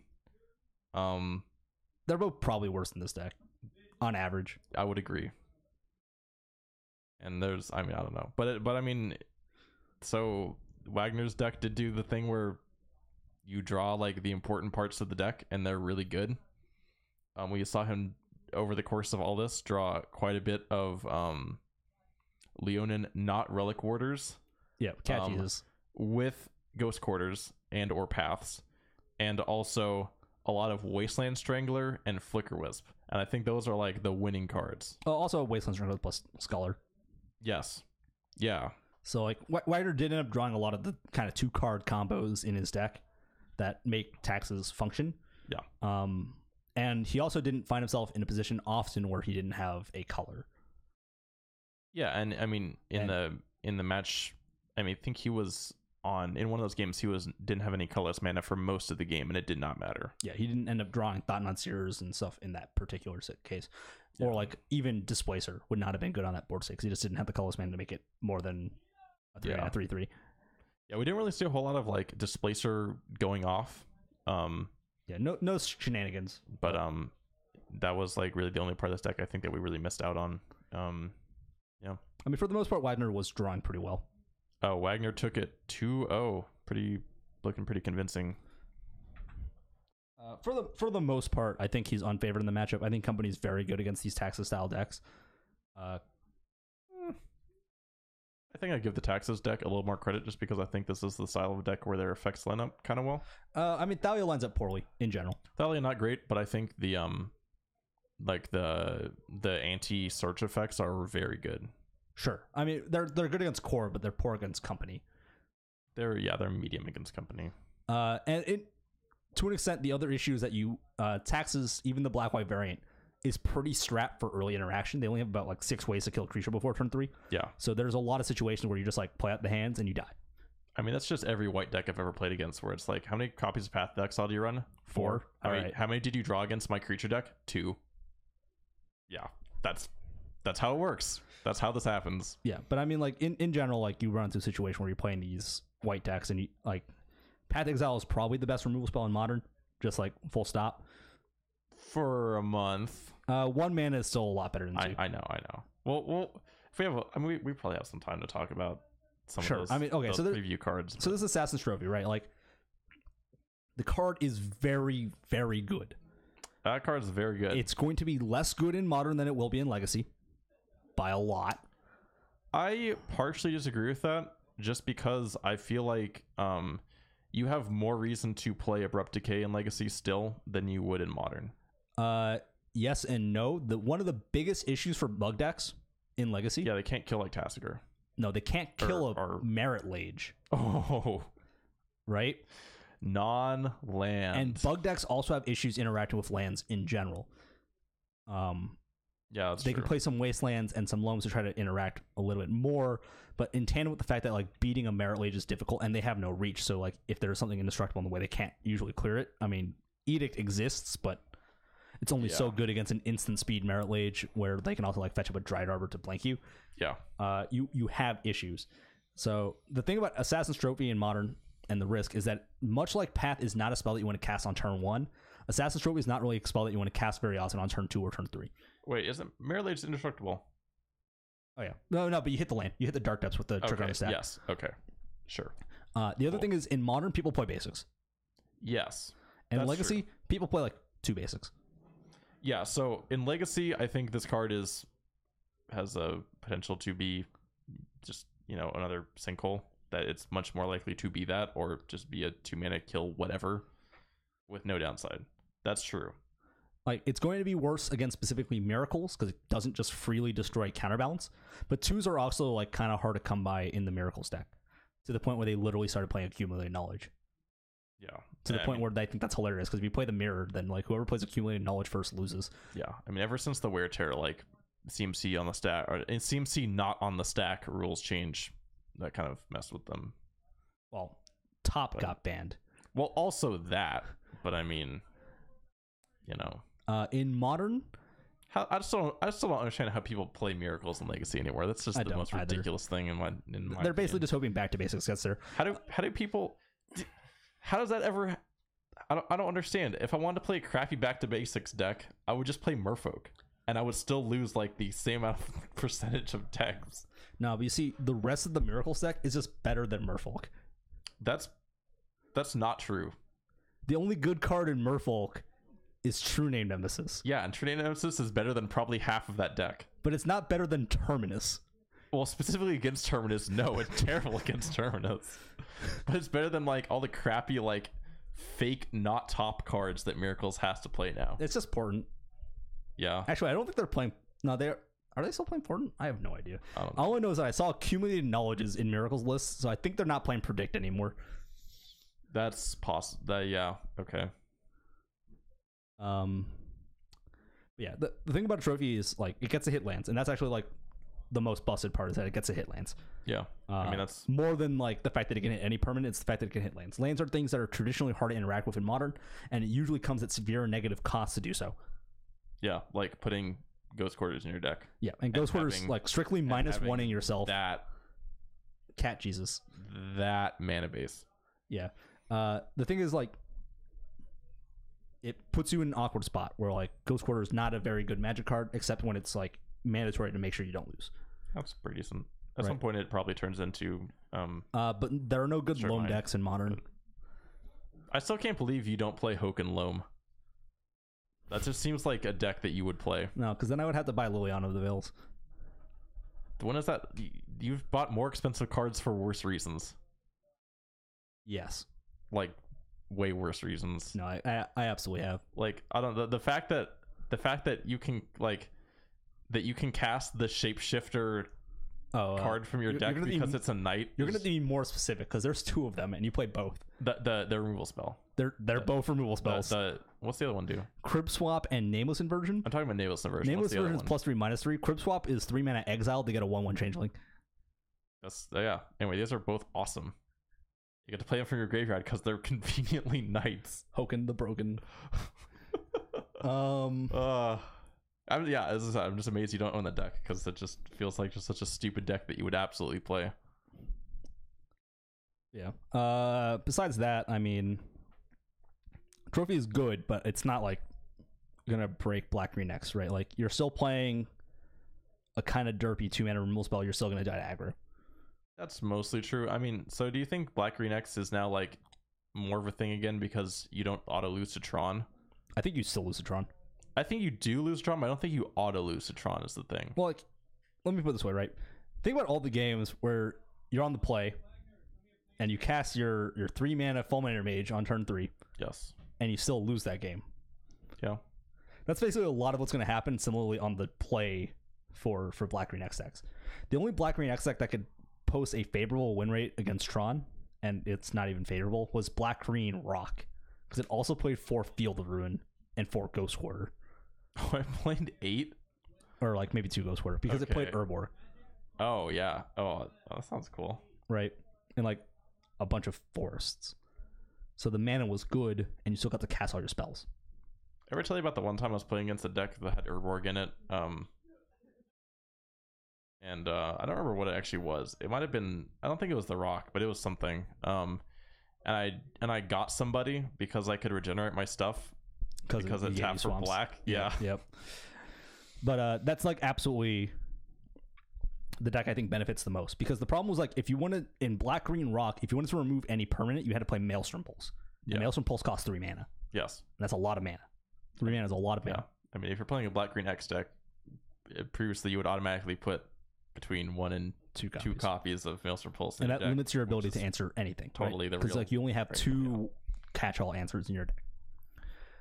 Being able to play this is nice, but you do have to run the risk of, especially in certain matchups, ramping your opponent and losing the game. Importantly, the land enters the battlefield untapped. Yeah, that is true.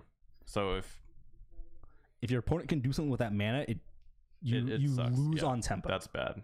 You lose on tempo like a significant margin, which is a risk. And your Tron matchup is still bad, because the bigger issue for like the Black Green X decks is that typically they don't post fast enough of clock. Anyways, you need to make a Tarmogoyf that is big and they need kill to have your opponent. Not a relic. Yeah, that's true. They main board like 2 to 3 relics. Like 2 relics usually. Yeah, just because why not? It's sort of like a star. Yeah, that instantly kills half like of the decks in the format for no reason. Like the thing is, like Tron doesn't just lose because they get a Tron land destroyed. If they did, like if they lost to every Ghost Quarter that got played against them, they would have stopped being a deck years ago. Tron doesn't lose to losing a Tron land. They lose to losing all of their Tron lands. Right, and the fact that Assassin's Trophy costs 2 means that like if you, let's say you're like on the play, you get to play your turn 2 dude and do it on turn 3 because you get to wait a turn. But like the fact of the matter is, unless you get Karned like a god, but you know, the fact of the matter is like it's still 2 mana to not advance your board state against Tron. Right? Yeah. It doesn't put you in a better spot than before, except for the fact that you're not getting Karned on turn 3. Yeah. Or like Wormcoiled on turn 3. I think you can beat Wormcoil. Usually you can, but like it's still like that's not what's happening, right? Like you're not getting Karned on turn 3. That doesn't necessarily mean you win the game, right? Like the other issue is like they just keep playing lands and eventually you still die. Yeah. It's like if you're cutting extra great like land hate out of your sideboard because you're playing Assassin's Trophy, you're still going to lose the matchup. Yeah. What do we? But in Modern, because there aren't as many free counter spells, like if you just want to catch all answer in your sideboard, like this is great. Oh yeah. In decks that don't want the game to go long. I'm assuming they don't cost that much money. They're already pre-selling for like $30 or something stupid, but that's not going to last. Well, guess what? It's a standard card at rare in a set with Shocklands. Yeah, it's going to be cheap. It's gonna drop to probably 12 at the most. And if it's not going to be cheap, then that means the fetch lands are going to be cheap, and I don't care. Shocklands. Excuse me, Shocklands. Fetch lands. The value has to go somewhere, and the value can only be so high. there's- The EV in a box is typically going to be floating around $80, Yep, unless you're like Dragon's Maze. which case is floating like 34. Oh, bad. Like average EV standard sets that get released is sitting around $80 to $85. Because if it's any more than that, stores just hold the boxes because they get them cheaper, and if it's any less than that, no one buys them. Yep, it's a delicate balance. So it's and that's actually like kind of artificially enforced by shops. Yes. Right. So you're not going to see the EV of a set be more than like $120 for longer than a week. Yeah, because if it is, then people will buy them. And or then there's too much of the cards out there. Exactly. And the like supply goes up, cost goes card value goes down. Economics lesson from Dr. Kim. Yep. Not actually a doctor. No. I'm merely an undergrad. No PhD. Yeah. Well, you're an under. Yeah. Yep. But again, Trophy is good, but it's not busted, right? Like it's just it's potentially one of the best removal spells Wizards ever printed. And it is. Yeah, probably. It's like easily like top 5. It's very good. Yeah. I would not say it's better than like Swords to Plowshares, for instance. Swords to Plowshares is just the best, right? And I wouldn't even say it's like necessarily better than Bolt. Bolt's very flexible. It depends what the deck's trying to do. Yeah, it does depend. But it is very powerful. But it's not like this is single-handedly going to make Black Green X good. The problem with Black Green X wasn't that they didn't have removal spells. They had all the removal spells they wanted. The problem with Black Green X was that your removal spells were too expensive, and you ran the risk of getting tempoed out before you could even deploy all your cards. Yeah. Your decks were clunky. There's a critical lack of damnation being played in those decks. Yeah. But that's just me. But Black Green X decks were clunky. So like you just ran the you just ran a risk of just dying. Yeah. And that's true. That's kind of the problem with those decks. And like even in the matchups where you were good in, sometimes you don't draw the things that line up right and you lose. Yeah, like you're supposed to be good against combo, but if you don't draw discard, you still die. Yeah. You're supposed to be good against creature decks, but if you only draw Abrupt Decays, you're probably going to die. Yeah, or if they just have more creatures than you have from real spells, you're still going to die. You're trying to play a 1-for-1 fair deck, and ultimately you need your cards to almost always line up, and that's why it's almost always better to be asking the questions as opposed to answering them. And I think Jund Black Green X decks in general try too hard to answer the questions as opposed to asking them. Yeah, and it's not very often that like they just like play a turn 2 Goyf and say, "Can you beat this?" And the answer is almost always yes. It's just a Goyf. It's a dumb vanilla beater. Yeah. Now, to be fair, I feel like the games where Jund is the strongest is when they go like turn 1 discard, turn 2 Goyf, and then basically play like a Delver deck where they then just kill everything you have for the rest of the game and punch you in the face with the Goyf. Sure.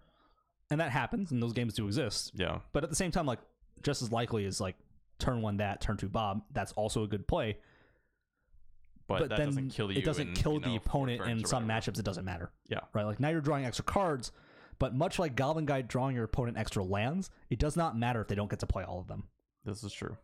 That said, I did get to see someone get attacked by 3 Goblin Guides and brainstorm 2 lands at the top of his deck. Literally Ancestral Recall. That's pretty good. Good Magic card. Decent card. But yeah, that's the issue with like playing these tempo strategies. That if you die with cards in your hand, you did not play a good tempo strategy. Yeah. That's like a fundamental idea of tempo, right? Like tempo is using your resources optimally. If you're dying with cards in your hand, you just did not have the tempo to keep up with your opponent. And that was the issue that's why Black Green X got pushed out, even though it had a metagame where it had a theoretically favorable humans matchup. It just died before it mattered. Yeah. What else got spoiled? Let's see. Convoke O-Ring is still good. Let's see. Convoke O-Ring is good. The Sweeper is actually pretty good. 1 red, white, deal 3 to each creature. Yeah, this one's pretty good. The second effect is weird and surprising that it exists on this card. I don't... Also, the fact that you can choose both. Which is stupid, because you should always just choose both, right? Yes. There's literally no downside to choosing both. Deafening Clarion. Yeah. I don't know. It's strange. Card is strange. It's good Sweeper. Yeah, still good. Niv Mizzet is fine. Yeah, none of these mythics have really rassled my Niv Mizzet's a rare. Oh, that is a rare. Dream Eater is a mythic, and it's an ETB Surveil 4, and a bounce. So it's an unsummoned flash flyer that surveils 4. Cool. Underrealm Lich is bad. March of the Multitudes is good. I think this card's really good. I think that card is broken in limited, and it doesn't take much effort to make it as good as a copy of like Secure the Waste, which is very standard playable. Like I think this card is better than Secure the Waste. And the fact is, you only need 2 creatures in play for this to already just be Secure the Waste. Any more than that, it's better than Secure the Waste. And they have lifelink. In a deck playing green and crazy. In a deck playing green and white, if you have less than 2 creatures in play, you're probably doing it wrong. Plus, like if you have like, okay, you can just chain 2 of these, right? You can play one, make a bunch of dudes, and then use those dudes to cast the next one. Yeah, that's stupid. And that kills your opponent. Yeah, that's insane. This card's good. Those are the very good. Those are the new Guild Rocks. They're all Guild Rocks. They're fine. They're limited chaff. I like them better than the 2-mana ones, I think. I like being able to turn it into a card later. The 2-mana ones are better because they ramp you faster. Yeah, but I mean, I like the idea of this will turn into something like these else are later. these are a variant on the Clue Stones that were played, and the Clue Stones were cheaper to cycle as well. Yeah, let's see. Legion War Boss is good, but we already went over that. The stupid Flash Surveil one is, or Flying Surveil one, when this attack Surveil is fine. Stormcrow. Vraska is interesting. One of the first things that I'm looking at from the early spoilers is a Abzan tokens strategy. Junk tokens, and you have some good payoffs. You have Vraska, which is a good payoff. Yeah. You have Assassin's Trophy as a removal spell. You have the Convoke O-Ring as a removal spell, and you have some good go wide payoffs in Amara and Shana, as well as the Convoke Sweeper. And then for your Anthem effects, you might just be playing like Instant Speed Pump. But yeah, what's up? The split cards have all been pretty underwhelming so far. The theme in the split cards is the first couple of letters are shared. The first 3 letters are shared. I like how we have a Day 1 errata already. Yeah, that was fast. That was funny. Guild Mage is bad. Trophy is good. Imperious Great Worm is still bad. Boros Challenger is bad. Ionize is actually not terrible. I haven't seen any mentor card outside of new Goblin Guy. Goblin Guy is really good. This guy's really did anything for me. Night Veil Predator is that's a new one. Probably bad. I haven't seen that one. I mean, it's a 4-mana 3/3 hexproof, but like that seems kind of slow. I mean, for blue, black, that's a little sketchy. Fine Finality seems kind of questionable. I think Fine's actually pretty good. Is 2 mana for 2 regrowths is like really good, right? It's not regrowth. It's a raised dead. It's double raised dead. It's only creatures. Yeah, it's only creatures. Awkward. So that's still good. It's double raised dead, which is not terrible value, but like those kind of cards have been printed before, and they rarely see standard play. Yeah. Arbitorium Elemental is interesting. For like it's a theoretical payoff. It's a big hexproof guy. Yeah, just like a big hexproof guy. So if you have dudes on the board, you can play him like early. Goblin Banneret is good. That card is actually a very good 1-drop threat. Really? Because it pairs well with other creatures with Mentor, right? So like, you mentor it gets bigger, and then you pump it, and it mentors the other guy. Yeah, okay. And then it gets to pump you again, so it actually grows very quickly. I wasn't really analyzing all these mentor cards in an environment where you were also mentoring them, so I guess that makes sense. So they can he can mentor the person mentoring it and back and forth, and you can actually like grow your board pretty fast that way. That's good. Quasi Duplicate is bad. Thought Erasure is good, but 2 mana is like really slow for a discard effect. But I mean, this is very good for standard, right? Yeah, that's very good for standard. You get anything? I just realized that the green-white Guild Mage gives your creatures trample for 1 mana. Creatures you control gain trample until end of turn. What the hell? Wait, that's really good. What the hell? Oh yeah. I know one of them was what's the other Guild Mage though? There's the Dimir Guild Mage, which was not good. Or I think it was the Golgari one that was like it also just gave all your creatures something. I just don't remember what it was. Yeah, Swarm Guild Mage. +1/+0 and Menace. But that's 5 mana. Oh, that's God. 1 mana to give your creatures trample. What? That's crazy. That's actually really good. Is that like constructed playable? I think so. It might be. That's messed up. And also just makes knights. It actually makes like the stupid Great Worm playable. Because you can give it trample. You can just give it trample. But also it makes knights. Like 3 mana to make a knight each turn is not. Oh no, that's 6 mana to make a knight. Never mind. Yeah, that's six tap. That's garbage. That's fine. Might not be playable. A bear that gives your guys trample is still cool. Might not be playable. Very good and limited. Conclave Tribunal is fantastic. That card is insane. It's a O-ring with that's the O-ring. Yeah, that one's very good. Do you think that's modern playable? No. Okay. Well, I think it's legacy playable.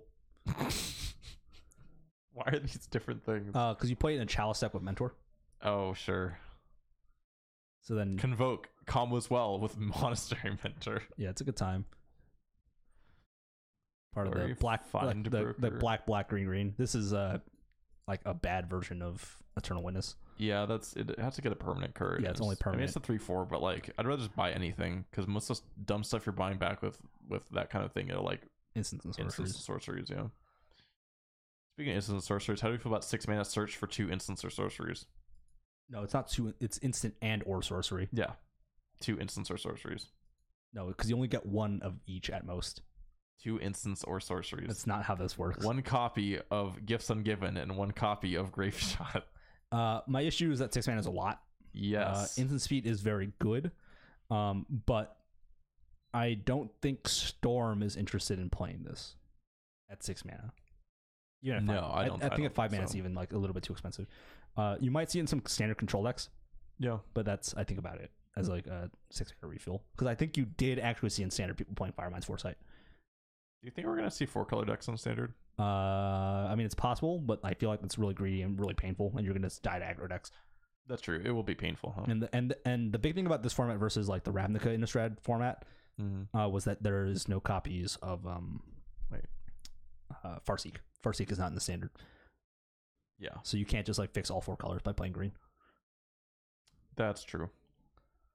Yeah, that we know of, but probably not. What else we got in there? This is bad because that costs 4 mana. This card is interesting, but I don't think it's going to be big enough payoff. How do you feel about Molder Hulk? It's like some Storm-ish stuff that you can do in standard. Yeah, because they reprinted Electromancer, which is cool. And there's a red creature that like you put counters on it whenever you cast a spell. You remove 3 Yeah, and counters. it generates red. mana. Yeah. So like there is a theoretical Storm strategy that could exist, but like all this payoff is not really there anymore. Yeah. Because Aetherflux Reservoir is rotating and Sai only works on artifacts, which doesn't play with the other stuff. Radical Idea is bad, but they printed a 4 mana one that draws 2 with Jumpstart, and that one's not bad. Yeah, I think that one's actually pretty good. The 4 this mana one. one's bad. That one's terrible. You're paying 4 mana and discarding 2 cards to draw 2 cards. Like that's garbage. This is like a million times worse than Think Twice, and Think Twice is bad. And Guildgates. There's also 2 different Guildgate art for each Guildgate. That's cool. Sure. More art's cool. I like how Wizards keeps like flip-flopping on their stance on this kind of stuff, because they've been like, yeah, we don't want to make like multiple archer things because it confuses people, and then they're like, but also we're going to do it still. What do you think about that Phoenix? Phoenix? Yeah, the one that's this guy. I mean, that's probably like part of like them trying to push the Storm thing, right? Yeah, what you cast 3 spells? Yeah, 3 or more instants of sorceries. Instants or sorceries. Yeah, I guess so. This card is really funny. That card is very funny. I don't know if it's any good, but it's really funny. I mean, it's a 4-mana 6/6. How bad could it be? Well, you can't cast non-creature spells. Do you think you're going to put non-creature spells in your deck? This card's terrible. Yeah. That's a rare. It only gets multicolored back, so that's like super questionable. I don't know. Buying back stuff is just not that good for that rate. This card will kill a man. What the hell? It's a 0/8? Yeah. What? No, that's like a reference to like older cards. Oh yeah, yeah. No, this card's good. It's funny. I don't know if it's any good because it still dies to a lot of the removal. But Yeah, dies to black green kill target thing. well, like also just like Vraska's Contempt and O-Ring and stuff, and it doesn't have haste, so it can get killed the turn you play it. Do you think people are going to be playing Vraska's Contempt anymore? Do you think that there's a black deck without green? Is that a thing? Yeah, but I think you play both Really? Yeah. Okay. because Vraska's Contempt doesn't give your opponent things in a format where like giving your opponent lands actually the worst thing that you can do sometimes. I guess so. Would you rather just play Murder? No, because Vraska's Contempt can hit Planeswalkers. Do you care that much? Yeah. Yeah, absolutely. I feel like you used to care a lot when it would hit like the gods. but Teferi is now- still legal in standard. Yeah, I guess so. Whatever. Teferi is still a legal kill magic target. card. Teferi. Goblin Crater Maker. Not good. That kills Emrakul, dude. Sure. And then they put Kills Gristlebrand to play and Emrakul. you fucking lose anyways. Then you're sad. Disable Stroke reprint, which is a Remand throwback. That's cool. Oh, yeah. It does look. I mean, there's only so many types of counterspell art we can get through anyway, right? Lava Coil. This card is actually going to be good. Disregard. Insert Guide. I think this is actually standard playable. Or Gate Card. Like Yeah. Civic Wayfinder is like Yeah. standard playable, and this one also gets to get gates, which means it also color fixes you. Yeah, so it's just better. But it's really slow, so I don't know if there's gonna be enough time to do it. But it's What was the old win condition card with gates? Maze's End. Yeah, Well, it won't get printed until the rest of the guild gates get printed anyways. probably. So maybe And next I think it's unlikely to get printed because it was like a big story moment. yeah, that's true. Like this There's is got to be some other. this is the third time guild gates have been standard, and Maze's End has only been printed once. Well, I mean, they didn't print it the first time. Yeah, because there was no maze. They just whatever. That's how this works. But there's no more maze anymore anyways. The maze has been defeated. That's why Jace is the living guild pact. This is in the story. This is why he keeps running away, because he's getting sick and tired of all the paperwork. I think it's a joke. No, he's not that sick of paperwork. Did you read the Ixalan story where he like defeated that Sphinx like with paperwork? Oh, is that what happened? Yeah, that's literally what happened. Jesus. It's hilarious. Because he literally ran off the shadows over Innistrad, like Innistrad, because he was just like, I'm over it. Need a break. This day job sucks. Need a break. I'm gonna go to Vampire Town. Oh no, a spaghetti monster. That block was horrible. This spell's actually pretty reasonable, but it's sorcery. Yeah, I think it's still fine. This card is bad. It's limited chaff. That is, yeah. This card is way too slow. I mean, it's strictly better than. Wait, no, never mind. Sorry, I'm thinking of that one. Yeah, that card is way too slow. And hey, Chromatic Lantern reprint. That card's like $15. This card could actually be the reason why like 5-color decks exist. Is that if Chromatic Lantern is easy to find. I wonder if that's gonna drop enough because it's gonna drop a lot. This is a rare. Yeah, because this card's like actually expensive right now for some reason. Crucible Worlds is already down like $15. That's true. Yeah, there's no way. Okay. Yep. Yeah. That was like a $70 card before. Yeah, that's true. I just gotta think. I just gotta, look at my mind's eye and just think about Crucible Worlds. All right. Well, that's all we have for the evening. That's all the spoilers that have been spoiled since the last time we did it. Which is to say that the only really notable cards, I guess, are like Token Mythic Generator for Standard and Ass Trophy for everything else. Ass Trophy. Yeah. They couldn't have come up with a better name. They just didn't. They didn't. There's not even a verb in there. No. Trophy's not a verb. Ass is not a verb. No. You could be like, let me ask you a question, and like point it at the thing. That's terrible, right? Yeah, because it's ass, not ask. Yeah, whatever. Oh, yeah. Yeah, we probably should have been doing that, huh? It was not the best way to set it up. I mean, we can go just say everything we just did. No. Okay, you're over it. I'm Sorry. over it. So we're done. Wagner got to actually draw his mana and not die. Yeah, he did the impossible, which was make like black, green, or black, white, colorless Death and Taxes look No like fetch land. not a complete pile of garbage, which is truly impressive. And we saw Oops All Spells twice, which was hilarious. Yeah, I mean, What a deck. I appreciate Steve's existence and his decks that are terrible and awesome at the same time. Yep, so that's all we got. This Friday is Modern. This Sunday is the Legion PPTQ, which is Modern as well. Oh, I didn't know. So that is I might actually show up that is on Sunday. and get rolled because I only play crappy decks. Dredge is okay. Yeah, that's true. It can be okay. And that's basically it. So we will head off, unless Wyatt has any final thoughts. I don't really have anything. I mean,